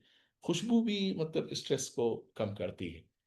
तो कुछ नहीं तो अगर आप फ्लैट में रहते हैं या छोटे से मकान में रहते हैं तो भी पेड़ रखिए और उन पेड़ों की केयर कीजिए। बहुत सारे लोग जो है पेड़ों से बातें करते हैं, तो उससे बहुत आपकी दोस्ती हो जाती है पेड़ की। पेड़ आपके आपके आपका इंतजार करता है। और मैंने शुरू में भी कहा था कि आपके ये जो पेड़ हैं ये भी तो लिविंग बीइंग्स हैं, ये भी आपके बच्चे हैं। जैसे आप अपने बच्चों को पालते हैं, ऐसे ही आप अपने पौधों को पालते हैं, पेड़ पौधों को पालते हैं। आप बड़े दरख्त तो अब नहीं लगा सकते हम लोग, लेकिन जो छोटे दरख्त हैं और उनमें अगर कोई फूल आ गया है तो उसमें खुश होइए, वो आपके पौधे का अचीवमेंट है। अच्छा, ये सारी बातें तो हो गई, लेकिन as a teacher, as a aware person, हम बहुत सारी चीज़ों के लिए कोशिश कर सकते हैं। और वो ये है कि मीडिया रेगुलेशन जो है ऐसा किया जाए, जैसे कि यूरोपियन कंट्रीज में होता है, कि जो हेटफुल कंटेंट है, जो बेवजह का मतलब समाज को डिवाइड करने का काम कर रहा है, तो अ, अभी हमारे वहाँ एक न्यू ब्रॉडकास्टिंग स्टैंडर्ड अथॉरिटी है जो लोगों को फाइन कर सकती है झूठ पे, डिफेमेशन पे, गलत कंटेंट पे। अनफॉर्चुनेट बात यह है कि वो कुछ ज़्यादा नहीं कर रही है। और जहाँ पे साफ साफ उल्लंघन होता है मीडिया एथिक्स का या ब्रॉडकास्टिंग कोड का, वो वहाँ पे भी खाली मतलब यूं ही ज़बानी जमा खर्च के बाद जो है अपना गुजारा कर लेते हैं। और 2024 की जो एक रिपोर्ट है कमेटी टू प्रोटेक्ट जर्नलिस्ट, उसके हिसाब से हमारा देश जो है प्रेस फ्रीडम में भी 151वें स्थान पे है।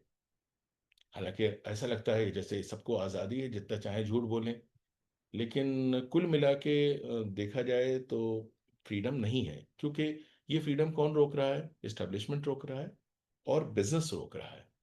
तो जब आप हेट फिल्ड कंटेंट को रोकते हैं तो आपको टारगेट किया जाता है। तो हमारे देश में जो हमारे जर्नलिस्ट हैं उनका वो भी बहुत ज़्यादा स्ट्रेस में है। क्योंकि हमारा जो स्थान है 151वां है। तो इसके लिए एज ए टीचर्स को मैं समझता हूँ वो पॉलिसी मेकर्स होते हैं, बिकॉज वो एक ऐसी जनरेशन पैदा करते हैं, उनको ट्रेन करते हैं, एजुकेट करते हैं, जो आगे जाके देश की पॉलिसीज बनाएगी। हमारे स्टूडेंट जो हैं आईएएस ऑफिसर्स होते हैं, हमारे स्टूडेंट जो हैं जुडिशरी में पहुंचते हैं। तो अगर हम अच्छी वैल्यूज अपने स्टूडेंट्स को देंगे तो इन सारी चीज़ों का प्रचार प्रसार होगा और एक इम्प्रूवमेंट होगा। तो ये जो ब्रॉडकास्टिंग स्टैंडर्ड की मैंने बात की, तो इसको स्ट्रेंथन करने की ज़रूरत है। इस पे हम लोग सरकार को लिख सकते हैं। हम कोई पीआईएल की भी कोशिश कर सकते हैं। ऑफ कैम यूके का एक ऑर्गेनाइजेशन है। इसको ये पावर है कि वो हेट स्पीच या मिस इन्फॉर्मेशन पे लोगों को फाइन कर सकता है। तो हमें भी इस तरह के मतलब उसकी प्लेटफॉर्म्स की ज़रूरत है।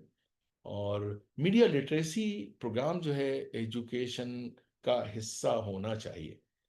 तो यूनेस्को की एक साल पहले की ही रिपोर्ट है कि ग्लोबल मीडिया, और उन्हीं ने बनाया है global media and information literacy framework.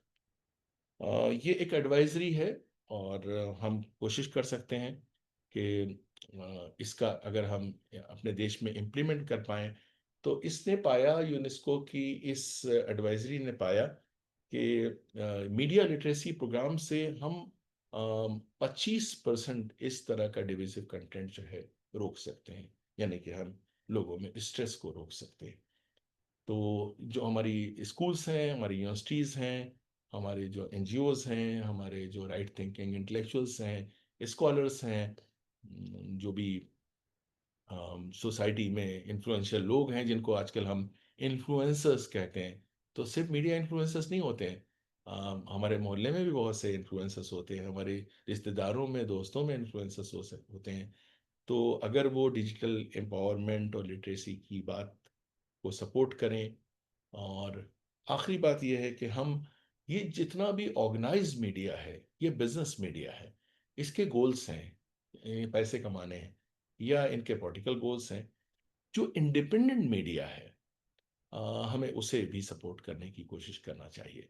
यानी कि जैसे नॉन अलाइंड मूवमेंट था एक ज़माने में, आधी दुनिया अमेरिका के साथ थी, आधी जो है रशिया के साथ थी, और भारत जो है नॉन अलाइंड मूवमेंट में था। तो इसी तरह से इस वक्त जो हेट फिल्ड कंटेंट है, जो भी न्यूज़ टेलीविज़न है, तो उसमें आधी दुनिया इसकी, आधी दुनिया उसकी। और हमारे लिए रास्ता क्या है कि हम इंडिपेंडेंट मीडिया को हम सपोर्ट कर सकते हैं। तो इंडिपेंडेंट मीडिया का मतलब जैसे आपने देखा है क्विंट है या न्यूज़ लॉन्ड्री है, इस तरह के जो चैनल्स हैं, जो खुद ही बेचारे किसी तरह से डोनेशन से और चंदा लेके सरवाइव कर रहे हैं। तो अगर हम उनका कंटेंट देखें और उसे सुने और सब्सक्राइब करें, लेकिन मैं ये नहीं चाहूँगा कि आप वो आधे घंटे की जो आपकी लिमिट है उसे बढ़ाएं। अच्छा, इसी तरह से ये जो इश्यूज हैं स्ट्रेस के और हेटफुल कंटेंट के, डिविजिव कंटेंट के, इस पे कम्युनिटी डायलॉग की भी ज़रूरत है। तो इस वक्त ये जो हमारा सेशन है, मैं यही मानूंगा कि ये एक कम्युनिटी डायलॉग है, जो मैं आपसे बातें कह रहा हूँ और जो आप हमारे दूसरे लोगों ने आपसे बातें कही। तो इससे एक डिबेट जनरेट होगी और हम ज़्यादा बेहतर रास्ते जो है ढूंढ पाएंगे। तो मैं बिल्कुल ये नहीं मानता कि मैं जो बातें कह रहा हूँ यही एक रास्ता है, नहीं। ऐसा कोई भ्रम किसी को नहीं होना चाहिए। बहुत सारे इसके रास्ते आपके जहन में भी आए हैं और आते रहे हैं। तो डिबेट के जरिए, डायलॉग के जरिए, एक कम्युनिटी डायलॉग होना चाहिए, एक एकेडमिक डायलॉग होना चाहिए कि हम कैसे स्ट्रेस को कम करें। सारे तरह के स्ट्रेस के साथ साथ खास तौर से मीडिया इंड्यूस स्ट्रेस। और अ, अजीब बात यह है कि जिनके जिंदगी में बाकी स्ट्रेस नहीं है, जैसे कि मान लीजिए कि भाई वो रिटायर हो गए, तो पैसे का कोई इशू नहीं है, उनके पास एनफ पैसे हैं, उनके पास मकान का इशू नहीं है, अपना मकान है, लेकिन फिर वो 24 घंटे टेलीविजन देख के अपना स्ट्रेस बढ़ा रहे हैं। और कुछ ऐसे लोग हैं जो बेचारे के पास रोजगार नहीं है, तो उनके पास एक स्ट्रेस ये है। तो आदमी अपना स्ट्रेस खुद ही पैदा कर लेता है। तो यहाँ पे स्ट्रक्चरिंग का मतलब ये है, राशनिंग का, जैसे बच्चों को हम बताते हैं कि भाई आपका टाइम टेबल होना चाहिए पढ़ने का, इसी तरह से मीडिया कंजम्पशन का भी एक टाइम टेबल होना चाहिए आपका, कि आप सोशल मीडिया कितनी देर एक्सेस करेंगे। आजकल क्या है कि सबके हाथ में मोबाइल रहता है, तो 24 घंटे अगर आप सोशल मीडिया एक्सेस करेंगे तो स्ट्रेसफुल तो होगा। आप 24 घंटे न्यूज़ टेलीविजन एक्सेस करें, ये तो होगा। अच्छी बात यह है कि टेलीविजन खत्म हो रहा है, तो धीरे धीरे टेलीविजन जो है खत्म होता जाएगा। और अभी भारत में टेलीविजन ऑलमोस्ट आखिरी सांसें ले रहा है। सिर्फ इसलिए इस वक्त चल रहा है बिकॉज पॉलिटिकल मतलब पावर्स को उसकी ज़रूरत है, बिजनेस को उसकी ज़रूरत है, वरना स्टूडेंट्स उसको डिसोन कर चुके हैं। और इसका सबूत ये है कि हमारे जामिया में जो हमारे बहुत सॉर्ट आफ्टर कोर्सेज होते थे, कन्वर्जेंट जर्नलिज्म का हमारा जो कोर्स था, जिसमें हम जर्नलिज्म अक्रॉस द प्लेटफॉर्म पढ़ाते थे, उसमें एप्लीकेशंस की तादाद बहुत कम हो गई। और जो बच्चे क्वालिफाई करके इंटरव्यू के लिए आते हैं, तो हम लोगों की एक आदत है, दुनिया भर के सारे सवाल करने के बाद हम उनसे कहते हैं कि हमने तो आपसे बहुत से सवाल कर लिए, अब आपको अगर कुछ पूछना हो तो आप हमसे पूछिए। तो मैंने ये ऑब्जर्व किया कि बच्चे जो हैं, स्टूडेंट्स हैं, जब वो हमसे सवाल करते हैं तो वो उनको एक एंजाइटी यही होती है कि क्या ये प्रोफेशन उनके लिए अच्छा होगा।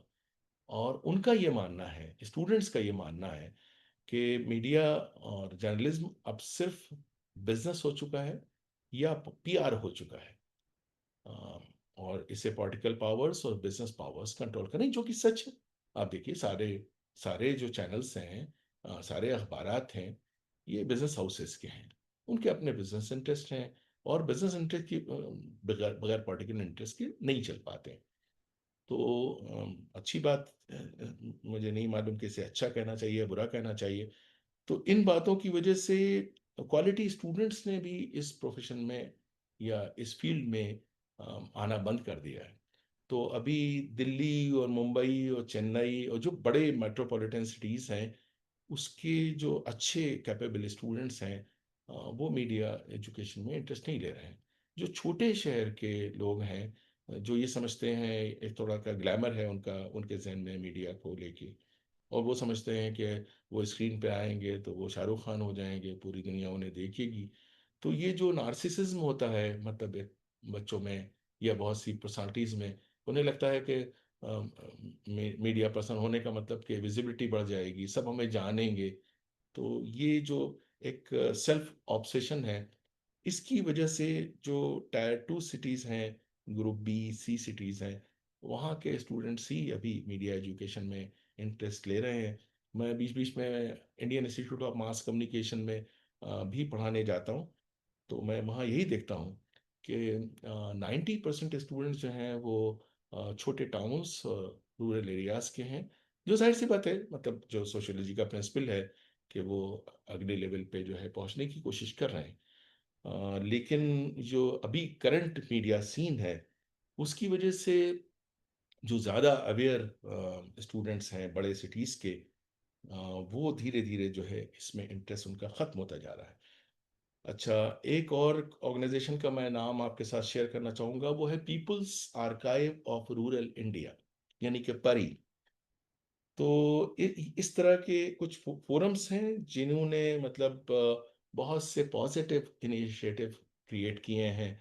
और हमारे जो सोशल रिफॉर्मर्स हैं, लीडर्स हैं, कम्युनिटी लीडर्स हैं, तो इंटरफेथ और इंटरकल्चरल इनिशिएटिव्स हैं, जिससे ये जो टेलीविज़न और न्यूज़ टेलीविज़न जिस तरह से, और न्यूज़ टेलीविज़न, हमारे बहुत से प्रिंट मीडिया के अखबार भी ऑलमोस्ट उसी रंग में रंग गए हैं, और वो लगातार समाज को डिवाइड करने की कोशिश कर रहे हैं। और ये सब हमारे देश की सेहत के लिए, हमारी अपनी मतलब कलेक्टिव नेशनल हेल्थ के लिए ये अच्छा नहीं है। बहुत सारे लोग इसको कम्युनिटी इनिशिएटिव से इसको ठीक करने की कोशिश कर रहे हैं। मैं आखिर में एग्जांपल देना चाहूँगा कि अभी कुछ दिनों पहले हम लोगों ने इमरजेंसी की बात की, और उस दिन को याद किया जब इमरजेंसी लगाई गई थी 1975 में, और उसके 50 साल पूरे होने पे। तो देखिए, आज भी हम इंडियन एक्सप्रेस को, उस दौर के इंडियन एक्सप्रेस को और गोयनका साहब को याद करते हैं कि उन्होंने किस तरह से उस दौर में सच को जिंदा रखने की कोशिश की थी। स्वीडन का एक मीडिया लिटरेसी प्रोग्राम है, वो भी यही कोशिश कर रहा है, और मुझे लगता है कि एकेडमिक लेवल पे, इंटेलेक्चुअल लेवल पे आज इस बात की ज़रूरत है, जो उस दौर में इंडियन एक्सप्रेस ने किया था, वो शायद हम लोगों को एकेडमिक लेवल पे मीडिया लिटरेसी के ज़रिए करने की ज़रूरत है। मैं अपने सब्जेक्ट से थोड़ा सा शायद बहक गया हूँ, क्योंकि मेरा सब्जेक्ट था जो आप डॉक्टर अरविंद ने दिया था मुझे, और वो था स्ट्रेस, और उसको कैसे हम मिटिगेट कर सकते हैं, ये मैंने अपनी तरफ से उसमें इजाफा कर दिया। तो अभी हम फिर आइडियल्स में जा रहे हैं, तो मैं आगे नहीं जाना चाहूँगा, और मैं डॉक्टर अरविंद से पूछना चाहूँगा कि कितना समय हो गया है। कहीं कुछ मैं ज़्यादा समय तो मैंने नहीं ले लिया। जी, सर आपकी आप अभी 2 4 5 मिनट में कंक्लूड कर सकते हैं, फिर उसके बाद क्वेश्चंस जो हमारे पार्टिसिपेंट्स के होंगे उन पर बातचीत होगी। जी, जी, जी, जी। हाँ, मेरा मतलब है, देखिए, जो मेरा कोर आर्गुमेंट था वो तो मैंने आपके सामने रख दिया। और अभी कुछ दिनों पहले मैं एक जर्मनी में डॉयचे वेले क्रोन एक इंटरनेशनल मीडिया सेमिनार करता है, जिसमें पूरी दुनिया से मीडिया प्रैक्टिशनर्स आते हैं। 2 साल पहले मैं वहाँ गया, और मुझे ये सौभाग्य प्राप्त हुआ। हमारे झा साहब, जो कि महेश झा, यहीं जामिया के हिंदी डिपार्टमेंट के पास आउट हैं, यहाँ से उन्होंने पीएचडी किया था। इस वक्त वो डॉयचे वेले क्लोन में काम करते हैं, वो हमारे मित्र हैं। तो उनकी वजह से मैं वहाँ पहुँचा, और वहाँ पे सारे लोगों ने, जो दूसरे कंट्रीज से जो मीडिया प्रैक्टिशनर्स आए थे, तो उन्होंने, सारे लोगों ने जिस तरह से मुझसे सवाल किए, तो उससे मुझे इस बात का एहसास हुआ कि जो हमारे वहाँ जो मीडिया, ख़ासतौर से न्यूज़ मीडिया का जो डिविजिव और स्ट्रेसफुल और हेटफुल जो माहौल है, उसने बाकी दुनिया के स्कॉलर्स को और जर्नलिस्ट को भी मतलब चिंतित कर रखा है। क्योंकि वो बार बार पूछते थे कि आप लोग ये क्यों नहीं करते, आप इसे ऐसे क्यों नहीं करते। और हम लोग शायद देख देख के थोड़े से इम्यून होते जा रहे हैं। हमने उसे एक्सेप्ट करना शायद शुरू कर दिया है, जबकि as teachers, as scholars, as media practitioners, हमको उसे इस तरह से एक्सेप्ट नहीं करना चाहिए था। हमें इसे रेजिस्ट करना चाहिए था। हमें जैसे गोयनका साहब ने सच को सच कहना जारी रखा था, इसी तरह से हम नॉन पॉलिटिकल वे में हम इस बात को जारी रख सकते हैं, इस बात के लिए चिंता व्यक्त कर सकते हैं, इस बात के लिए दूसरों से कह सकते हैं कि इतने ज़्यादा लड़ाई झगड़े और हंगामे की और गालियों की मतलब क्या ज़रूरत है, ये किस तरह का मीडिया है। और हम लोग अभी भी अपने स्टूडेंट्स को पढ़ाते हैं कि दो तरह की परफॉर्मेंसेस होती हैं, दो तरह की राइटिंग्स होती हैं। एक है क्रिएटिव राइटिंग, जिसमें आप इमेजिनेशन का इस्तेमाल करते हैं, जिसमें आप इमोशंस का इस्तेमाल करते हैं, जिससे आप लोगों को हंसाना चाहते हैं, आप लोगों को रुलाना चाहते हैं। आप एक ट्रेजिडी लिखते हैं और आप चाहते हैं लोग रोएं। आप एक कॉमेडी लिखते हैं और आप चाहते हैं लोग हंसे। तो जो क्रिएटिव राइटिंग होती है, उसमें हम ये सब उम्मीद करते हैं। दूसरी तरह की राइटिंग है जर्नलिस्टिक राइटिंग। उसमें हम किसी इमोशन का इस्तेमाल नहीं करना चाहते। उसमें हम सिर्फ सच को बताना चाहते हैं। जैसे आपको बताना है, जैसे मैं अभी बता रहा हूं आपको, ये आकाशवाणी है। अब आप दानिश इकबाल से खबरें सुनिए। राजधानी में यमुना नदी का पानी खतरे के निशान से ऊपर बह रहा है। अब ये बताइए कि क्या मैं इसे नाच के कहूँ, खुश होके कहूँ, रो के कहूँ? नहीं, मेरे काम आप तक खबरें पहुंचाना है। इसमें मुझे अपने इमोशंस शामिल नहीं करने हैं। मान लीजिए मैं आपसे कहता हूँ कि भारत की जो है वो टीम जो है वो जीत गई इंग्लैंड से या ऑस्ट्रेलिया से, तो क्या मैं उसे नाच नाच के मुझे बताना चाहिए? हो सकता है कि आखिर में हल्की सी एक स्माइल हो, मेरे चेहरे से खुशी आए, लेकिन मेरे बोलने में, मेरी प्रस्तुति में इमोशंस नहीं आने चाहिए।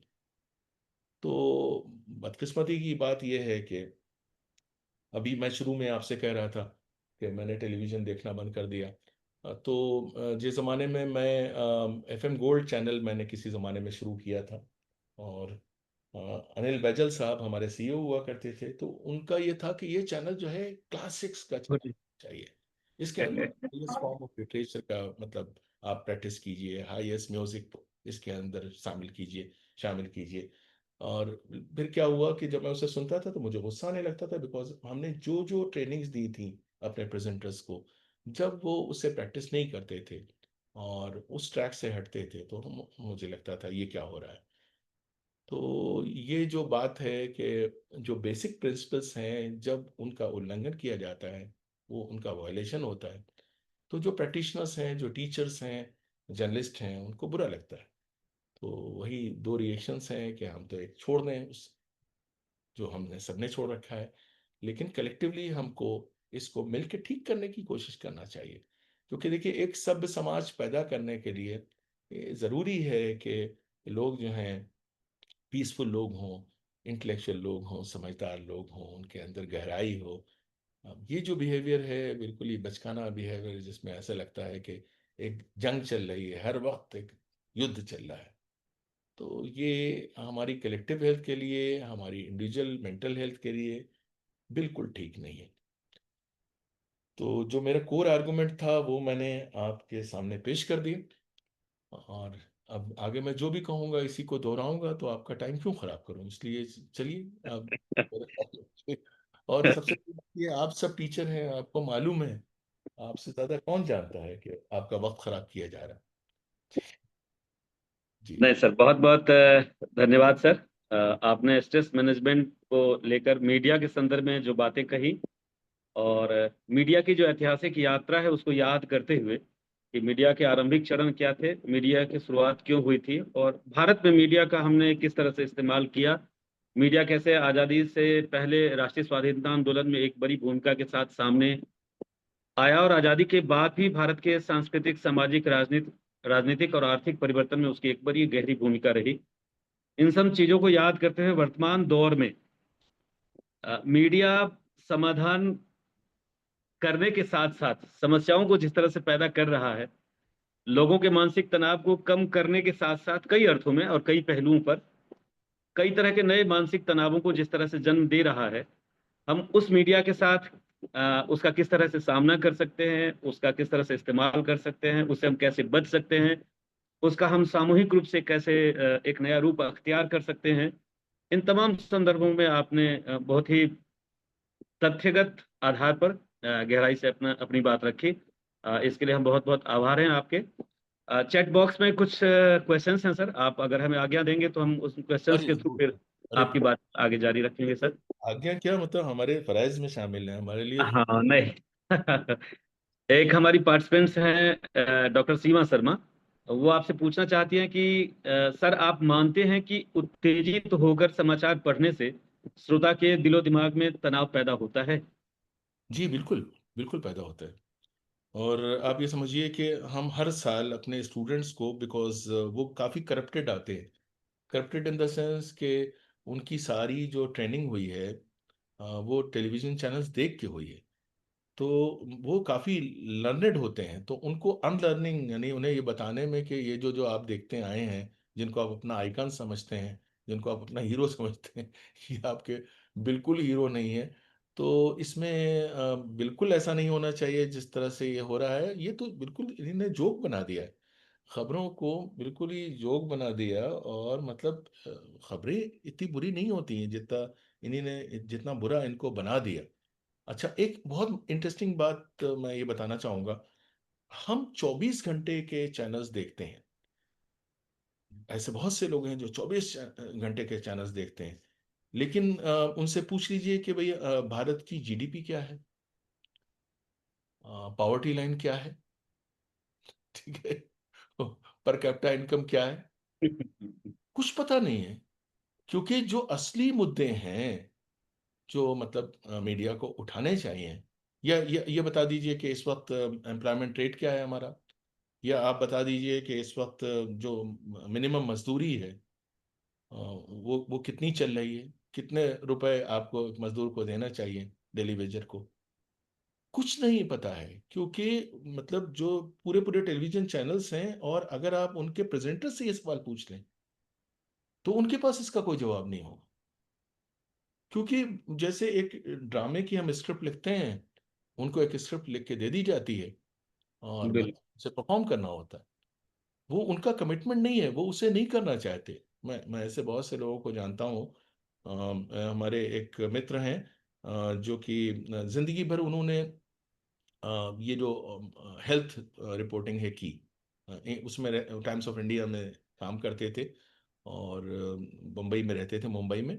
जिंदगी भर उन्होंने, अभी उनके अखबार ने उनसे कहा कि ये आप ऐसा है कि डॉक्टर से और फार्मास्यूटिकल कंपनीज से आपको पैसे लाना है, तब आप रिपोर्टिंग करें। तो ये इस तरह के टारगेट दिए जा रहे हैं, तो क्या रह जाएगा? तो ये जो है, अभी सबसे बड़ी लड़ाई इन लोगों की ये है, टेलीविजन चैनल वालों की, कि वो किस तरह से आई वॉल्स जो है मतलब ले लें, किस तरह से अपने वो बढ़ा लें। तो वो इस तरह की बातें कर रहे हैं, और उससे उन्हें फायदा, उन्हें लगता है कि उन्हें फायदा हो रहा है। तो मुझे नहीं लगता कि उनको भी फायदा हो रहा है, बिकॉज ये जो निगेटिविटी है, ये उनको भी अफेक्ट करती है। ये तो है सर, बिल्कुल।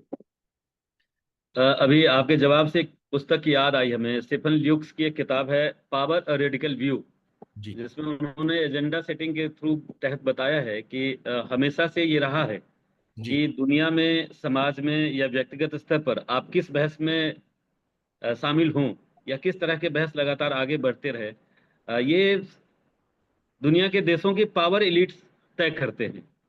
तो क्या जी। आज के मीडिया के लिए ये बात सही सच सच साबित होती है कि मीडिया में, जैसा कि आपने कहा कि आप एंकर जो है रिपोर्टिंग कर रहा है, एंकर समाचार आपके सामने रख रहा है, और उससे ही वास्तविक मुद्दों के बारे में सही सही जानकारी नहीं है, तो क्या आज की मीडिया के द्वारा जो एजेंडा सेटिंग की जाती है, और उस एजेंडे के तहत जो न्यूज की जगह जो न्यूज नहीं है उसको न्यूज बनाया जाता है, उसके संदर्भ में इस पावर सेटिंग वाले एजेंडे का जो आइडिया है कि रेडिकल जो एलिट क्लास है, वो हमेशा आपको तय करता है कि आप क्या सुनेंगे, क्या सोचेंगे, क्या समझेंगे, क्या बहस करेंगे, तो आम आदमी को आप इस बीच में कैसे देखते हैं कि वो फिर मीडिया के साथ कैसे तालमेल बैठा है?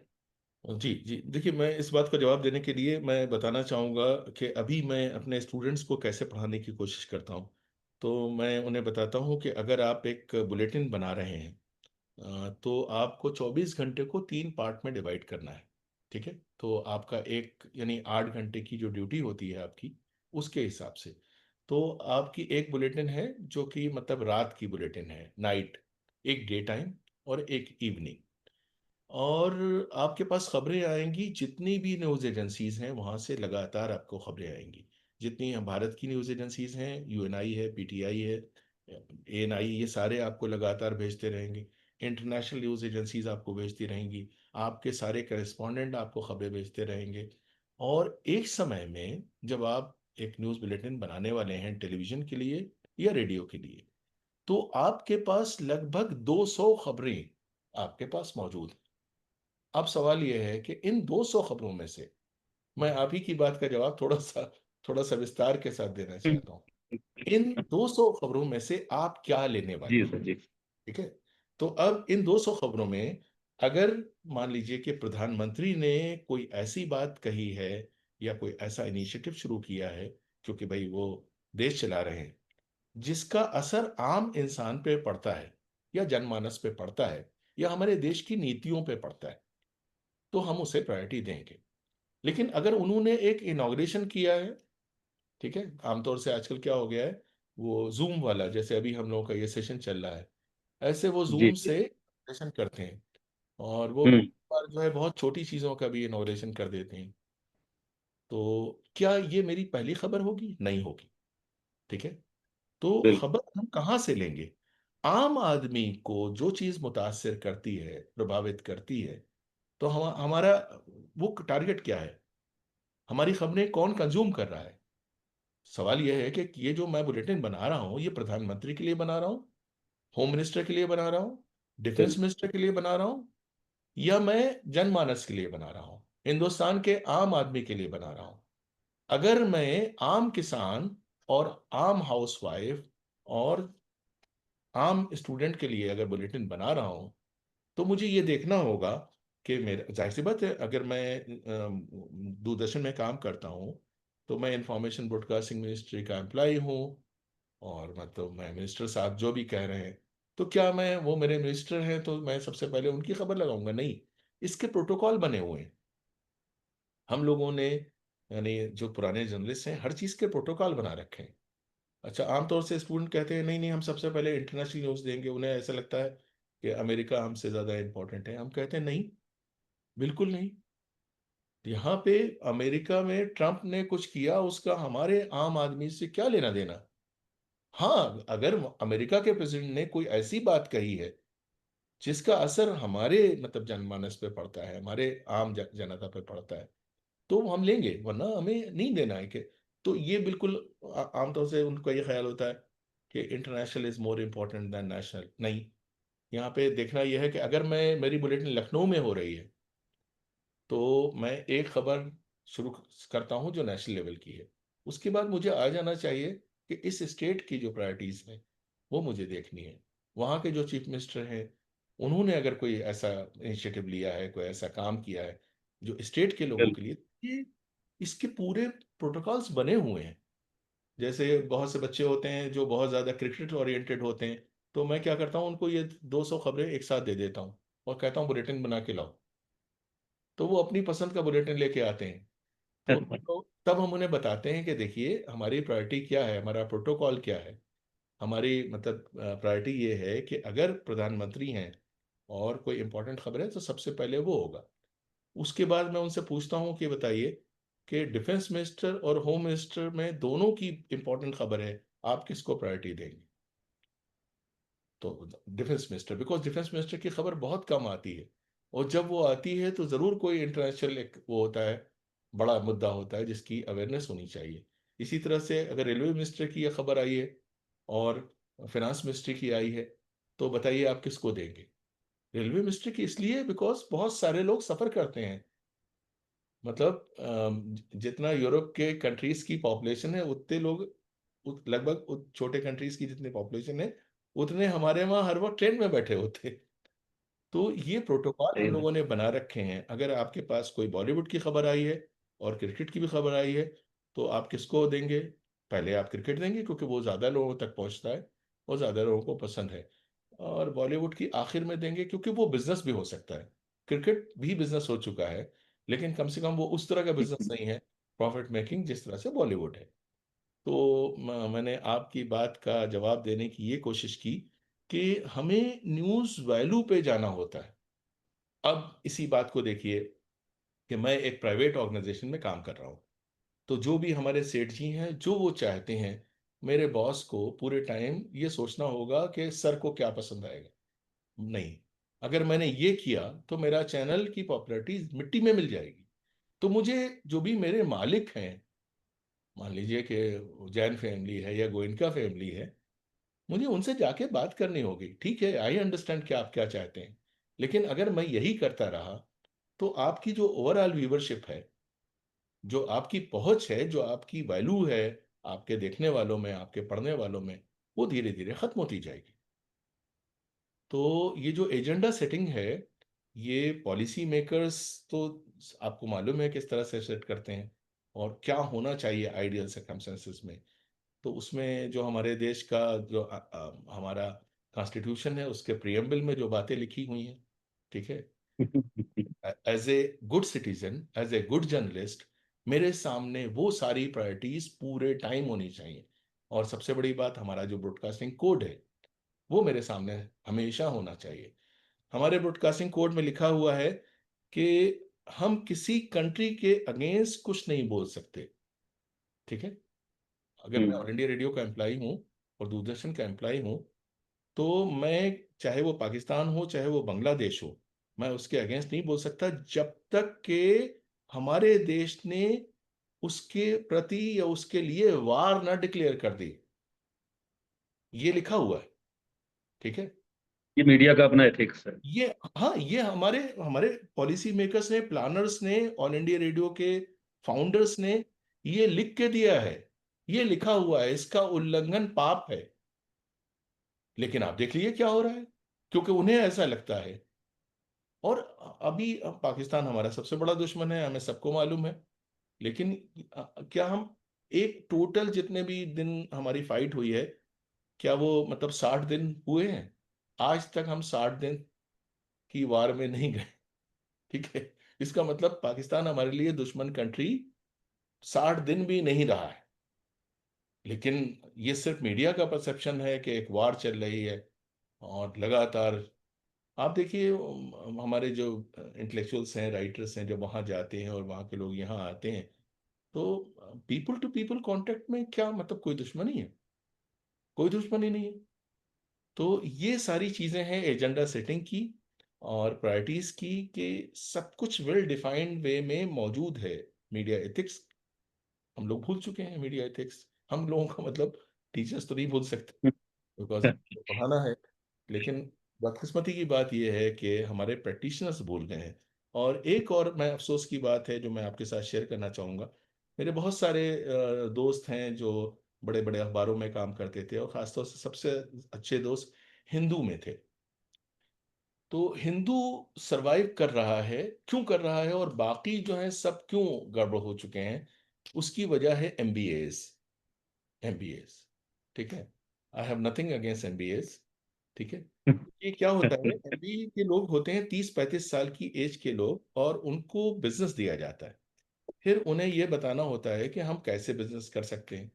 तो धीरे धीरे, चाहे वो फिल्म मेकिंग हो या अखबार हो, फिर वो ये बताने लगते हैं जर्नलिस्ट लोगों को और मतलब इंचार्ज लोगों को कि आपको ये लेना चाहिए और ये ना लेना चाहिए।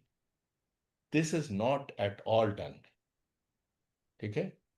अब ये 30 और 35 साल की उम्र के लोग, जिनको ना तो कोई तजर्बा है ना कोई विजडम है, अगर ये हमारा कंटेंट अखबार का या फिल्म का या टेलीविजन का डिसाइड करेंगे, तो डिसास्टर तो होना है।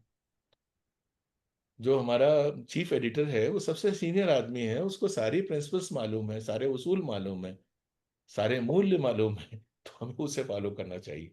जी, I hope thank you sir. की बात। दो तीन छोटे छोटे प्रश्न है सर, आपकी संक्षिप्त टिप्पणी उस पर चाहेंगे। जी, एक हमारे मित्र हैं डॉक्टर केसरी नंदन शर्मा। जी उनका नमस्ते। प्रश्न है, in USA several media person were shot by rubber guns and it was very intentional and media were stopped reporting protest against USA government. How you seeing media freedom in USA with ranking positions of media freedom? देखिए, अभी हम लोग जितने भी academicians थे, जितने भी intellectuals थे, तो हम लोग ये समझते थे कि जो अमेरिकन यूनिवर्सिटीज़ का जो एकेडमिक लेवल है, अमेरिकन सोसाइटी का जो फ्रीडम को लेके, डेमोक्रेसी को लेके जो एक प्रतिबद्धता है, जो एक कमिटमेंट है, वो एक आइडियल है। और बाकी समाज जो है उसी तरफ जा रहा है, जो यूरोप के नॉर्म्स हैं। और अमेरिका, मैं अमेरिका का मतलब यूएसए की बात कर रहा हूँ, वो उसकी तरफ हम आगे बढ़ रहे हैं।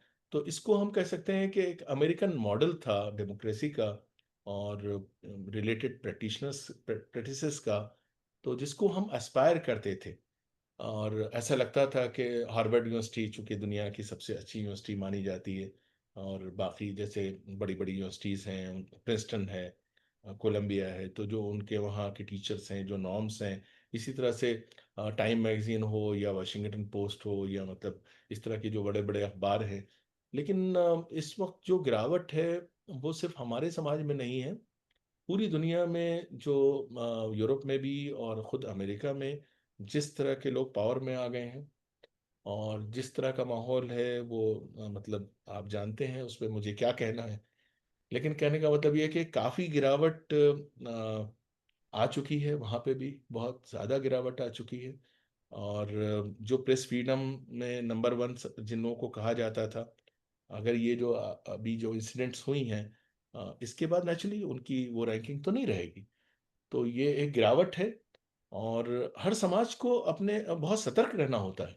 जैसे भारत जो है एक मकाम पे अगर पहुंच जाए और हम ये मान लें कि हम पहुंच गए, तो फिर हम नहीं वहां मेंटेन रख रख पाएंगे उसे। तो एक बहुत मशहूर कोट है कि the higher we are placed, more humbly should be walk. आप जितनी ऊंचाई पे होते हैं, उतना ही आपको और संभल के चलना होता है। क्योंकि जो ऊंचाई पे नहीं होता है, जब वो गिरता है तो बच जाता है। वो ऊंचाई पे से गिरने वाला आदमी नहीं बचता। तो मुझे लगता है वो जो अमेरिका में हो रहा है, शायद। मेरा ख्याल है आपके इस जवाब में एक मित्र का, डॉक्टर प्रतीक हैं, जी उनका प्रश्न था, भारतीय पत्रकारिता का गिरता स्तर कौन जिम्मेदार है? क्या टीआरपी पाने की लालसा ही गिरते स्तर का कारण है? जी उस बात का भी जवाब मिल गया होगा। जी जी एक जी और छोटा सा प्रश्न है सर। जी अ, जी। देखिए, एक मैं छोटी सी ऑब्जर्वेशन आपके साथ शेयर करना चाहूँगा कि जैसे मैंने जी सर। एग्जांपल दिया था अभी थोड़ी देर पहले, कि जो हमारे फ्रीडम फाइटर्स थे, और उनका, और जर्नलिज्म, जो पत्रकारिता थी उसका जो चोली दामन का साथ था। तो आप देखिए कि वो नेता भी होते थे, वो समाज को भी बदलना चाहते थे, और वो समाज को सिर्फ अखबारों से नहीं बदलना चाहते थे, वो साहित्य से भी बदलना चाहते थे। तो देखिए, साहित्य हमको अंदर से बदलता है। आप एक अच्छी नॉवेल पढ़ते हैं और वो आपकी अंदर की दुनिया जो है इम्प्रूव करती है। तो मैं इससे पहले भी रिपीट किया था, I am sorry for repeating this. दो दुनियाएं हैं, एक बाहर की दुनिया और एक अंदर की दुनिया। अच्छा साहित्य, अच्छा संगीत, अच्छी अच्छी कविता अंदर की दुनिया को संवारती है, सजाती है। तो और बाकी चीजें जो बाहर की दुनिया है, वो जाहिर सी बात है, बहुत से फैक्टर्स हैं उसके। तो अब यहाँ पे ये है कि पहले जो हमारे जर्नलिस्ट होते थे, वो बहुत अच्छे राइटर भी होते थे, वो बहुत अच्छे कवि भी होते थे, वो मल्टीटास्कर्स होते थे, और वो सिर्फ जर्नलिस्ट नहीं होते थे। अब क्या हो गया है कि स्पेशलाइजेशन का जमाना हो गया है। तो अब उनके अंदर ना, तो देखिए, आप देखिए कितनी खराब भाषा का इस्तेमाल करते हैं। उनके पास क्या मतलब, कितने उनका शब्द भंडार कैसा है। जी एक जी। एक बात को कहने के लिए हम हमारा बहुत समृद्ध, मतलब हमारी परंपरा है। हमारे पास एक बात को कहने के लिए कभी कभी 10, कभी 15, कभी 20 शब्द होते हैं। ठीक है, जिनकी अलग अलग आपको कनोटेशंस और मीनिंग्स निकलती हैं उस कॉन्टेक्स्ट में। और आप देखिए कि किस तरह की आज भाषा इस्तेमाल की जा रही है। तो उससे जो डेप्थ है आपके, उसकी रिपोर्टिंग की, अ, आपकी खबरों की और आपके डिस्कशंस की, वो सब चौपट हो चुकी है। क्योंकि आप देखिए, एक और बात है जो मैं हाईलाइट करना चाहूंगा, कि अखबारों में एक बचा, मतलब आयोग आए थे मिनिमम वेजेस के। इसकी वजह से अखबारों में आज भी एक स्टैंडर्ड है। पता नहीं हमारी सरकार क्या कर रही है, टेलीविजन इंडस्ट्री में आज तक कोई मिनिमम वेजेस का, या मतलब इस तरह का अभी तक कोई आयोग नहीं है। तो अखबारों में जितने पढ़े लिखे लोग हैं, टेलीविजन इंडस्ट्री में नहीं है। टेलीविजन इंडस्ट्री सिर्फ पैसे कमाना चाहती है। वो 10,000 रुपए दे रहे हैं। अब कई जगह पे अखबार में हमारे स्टूडेंट बताते हैं कि वो कह रहे हैं हम आपको फीस नहीं देंगे, आप बस रिपोर्टिंग करिए और उसी से कमीशन कमीशन ले लिया कीजिए। तो आप बताइए कि इस माहौल जहां पे आप तनख्वाह नहीं देना चाहते हैं, तो वहां पे किस तरह के लोग आएंगे।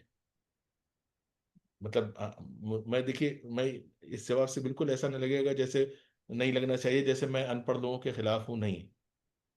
देखिए, वो भी उतने ही कम्पिटेंट होते हैं जो अनपढ़ लोग हैं, जितने जितना मैं हूँ, जितना सारे इंसान बराबर हैं। लेकिन लिटरेसी जो है एक बहुत बड़ा एसेट है। और आप जो तनख्वाह देते हैं, उसी क्वालिटी के लोग आपके पास आते हैं, उसी क्वालिटी का कंटेंट आप जनरेट कर पाते हैं। तो टेलीविजन इंडस्ट्री जो है, सिर्फ आपके इमोशंस को नहीं एक्सप्लॉइट कर रही है, वो अपने वर्कर्स को भी एक्सप्लॉइट कर रही है। वो इतने कम पेमेंट देते हैं कि जिसपे कोई, मतलब ठीक ठाक पढ़ा लिखा सेंसेबल आदमी उनके वहां काम नहीं कर सकता। और इसके बिल्कुल ही उल्टा ये है कि जो लोग सेलिब्रिटी हो जाते हैं, तो शायद अभी भारत सरकार, एक बहुत बड़े मशहूर जर्नलिस्ट हैं, उनको शायद 16 करोड़ या 20 करोड़ रुपए सालाना की तनख्वाह दे रही है। आप समझिए ये कितना, कितनी बड़ी विडंबना है। और क्या, कितनी भयंकर जो है आयरनी है। जी बस सर, एक सूचनात्मक प्रश्न है हमारे मित्र का। जी। Sir, as per your thinking, which news channel and which news reporter is genuine in contemporary news media? देखिए, पी साईनाथ साहब जो हैं, उनकी मैं अभी, मैं कह सकता हूँ कि वो वैसे हैं जैसे होते थे हमारे जर्नलिस्ट। और कोई चैनल मैं नहीं बता सकता, क्योंकि मैंने आपको पहले ही हथियार डाल दिए थे कि मैं कोई चैनल नहीं देखता। और क्या है कि आप लोगों को जितना स्ट्रेस होता होगा, मुझे उससे ज़्यादा स्ट्रेस होने लगता है, मुझे गुस्सा भी आने लगता है, क्योंकि उसमें कई लोग मेरे अपने स्टूडेंट होते हैं। आप भी करेंगे कि मुझे कई बार जी चाहता मैं फोन करके कहूँ कि मतलब ये क्या बदतमीजी है, तुम्हें तमीज नहीं है, लेकिन हम क्या कहें, हम भाई दिल में सोच के रह जाते हैं। तो इस वक्त जितने लोगों को आप टेलीविजन में देखते हैं, उनमें से मतलब शायद 15-20% जो है कभी ना कभी वो हमारे ट्रेनी या इंटर्न या स्टूडेंट या इस तरह रह चुके हैं। तो मतलब लेकिन मुझे अफसोस के साथ कहना पड़ेगा कि नहीं, मैं किसी चैनल का नाम नहीं बता पाऊंगा, और साइनाज साहब के अलावा कोई और नाम नहीं बता पाऊंगा, क्योंकि जो नाम है वो सब छोड़ चुके हैं, वो पलायन कर चुके हैं, और आप जानते हैं उन लोगों के नाम। जी। बहुत बहुत धन्यवाद सर। समय भी अब बहुत ज़्यादा इजाज़त नहीं दे रहा है। सर, आज आपने अ, मीडिया और तनाव प्रबंधन के संदर्भ में अपना व्याख्यान दिया। आपने हमें बताया कि आज़ादी से पहले मीडिया क्या भूमिका निभाती थी, और कैसे मीडिया या वकालत से जुड़े हुए लोग राष्ट्रीय स्वाधीनता आंदोलन में बहुत महत्वपूर्ण भूमिका में रहे। आज़ादी से पहले मीडिया मिशन ओरिएंटेड थी, और आज़ादी के बाद भी सामाजिक, राजनीतिक, सांस्कृतिक परिवर्तन का माध्यम बनी। 1990 के आसपास से जब से मीडिया का कॉरपोरेटाइजेशन हुआ है, तब से मीडिया खास एजेंडे के साथ जुड़ गया, और मीडिया कॉरपोरेट प्रॉफिट का एक हिस्सा बनने लगा। जाहिर सी बात है, उसके बाद से मीडिया में सूचना और जानकारी की जगह, खबरों की जगह प्रोपेगेंडा महत्वपूर्ण होने लग गए, और सूचनाएं भी प्रोपेगेंडा की शक्ल में आने लग गई, जिसके परिणाम से युवा पीढ़ी में अनेक तरह के स्ट्रेस पैदा हुए। न सिर्फ युवा पीढ़ी में, बल्कि समाज के भीतर भी कई तरह के मनोवैज्ञानिक समस्याएं उठ खड़ी हुई हैं।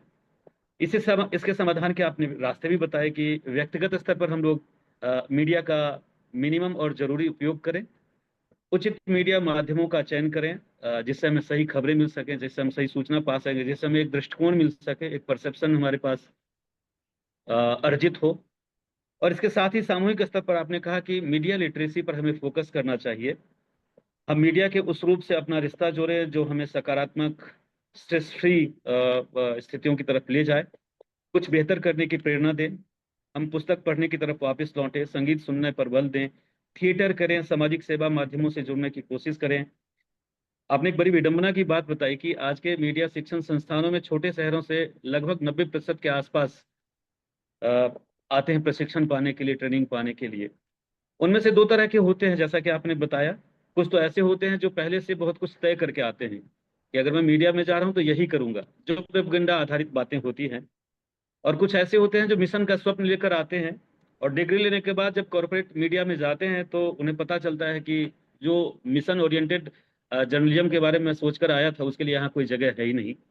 और जाहिर सी बात है कि इसके बाद जो पत्रकारिता करते होंगे, उसका एक बड़ा हिस्सा उनके लिए सेल्फ स्ट्रेस पैदा करता होगा। और फिर उनकी पत्रकारिता के माध्यम से में समाज में किस तरह का स्ट्रेस बनता है, बिगड़ता है, उसके बारे में आपने विस्तार से बात की। सर, आज के इस व्याख्यान के लिए जो विचारपूर्ण था, जो सूचनाओं से भरपूर था, जो जिससे हमारा बहुत सारा ज्ञानवर्धन हुआ है, मैं आत्माराम सनातन धर्म कॉलेज की तरफ से, रिफ्रेशर कमेटी की तरफ से आपका बहुत बहुत आभार व्यक्त करता हूं। और अपने सभी साथियों का जो सुबह से 10 बजे से इस ओहो। रिफ्रेशर कोर्स के कार्यक्रम में लगातार बने हुए हैं, निरंतर 4 सत्रों तक अलग अलग विषयों पर उन्होंने तनाव प्रबंधन और मनोविज्ञान विषय पर व्याख्यान सुना है। और न सिर्फ सुना, बल्कि बीच बीच में प्रश्न पूछ करके अपनी उपस्थिति जाहिर की है, और जाहिर करने के साथ साथ कार्यक्रम को और भी बेहतर बनाने में सहयोग दिया है। उन सभी प्रतिभागी साथियों का भी बहुत बहुत आभार। सर, आपका एक बार पुनः धन्यवाद। और मैं अंजलि मैम का स्वागत करना चाहूंगा कि कल के कार्यक्रम के लिए वो कुछ हम लोगों से सूचना साझा करेंगी। अंजलि मैम।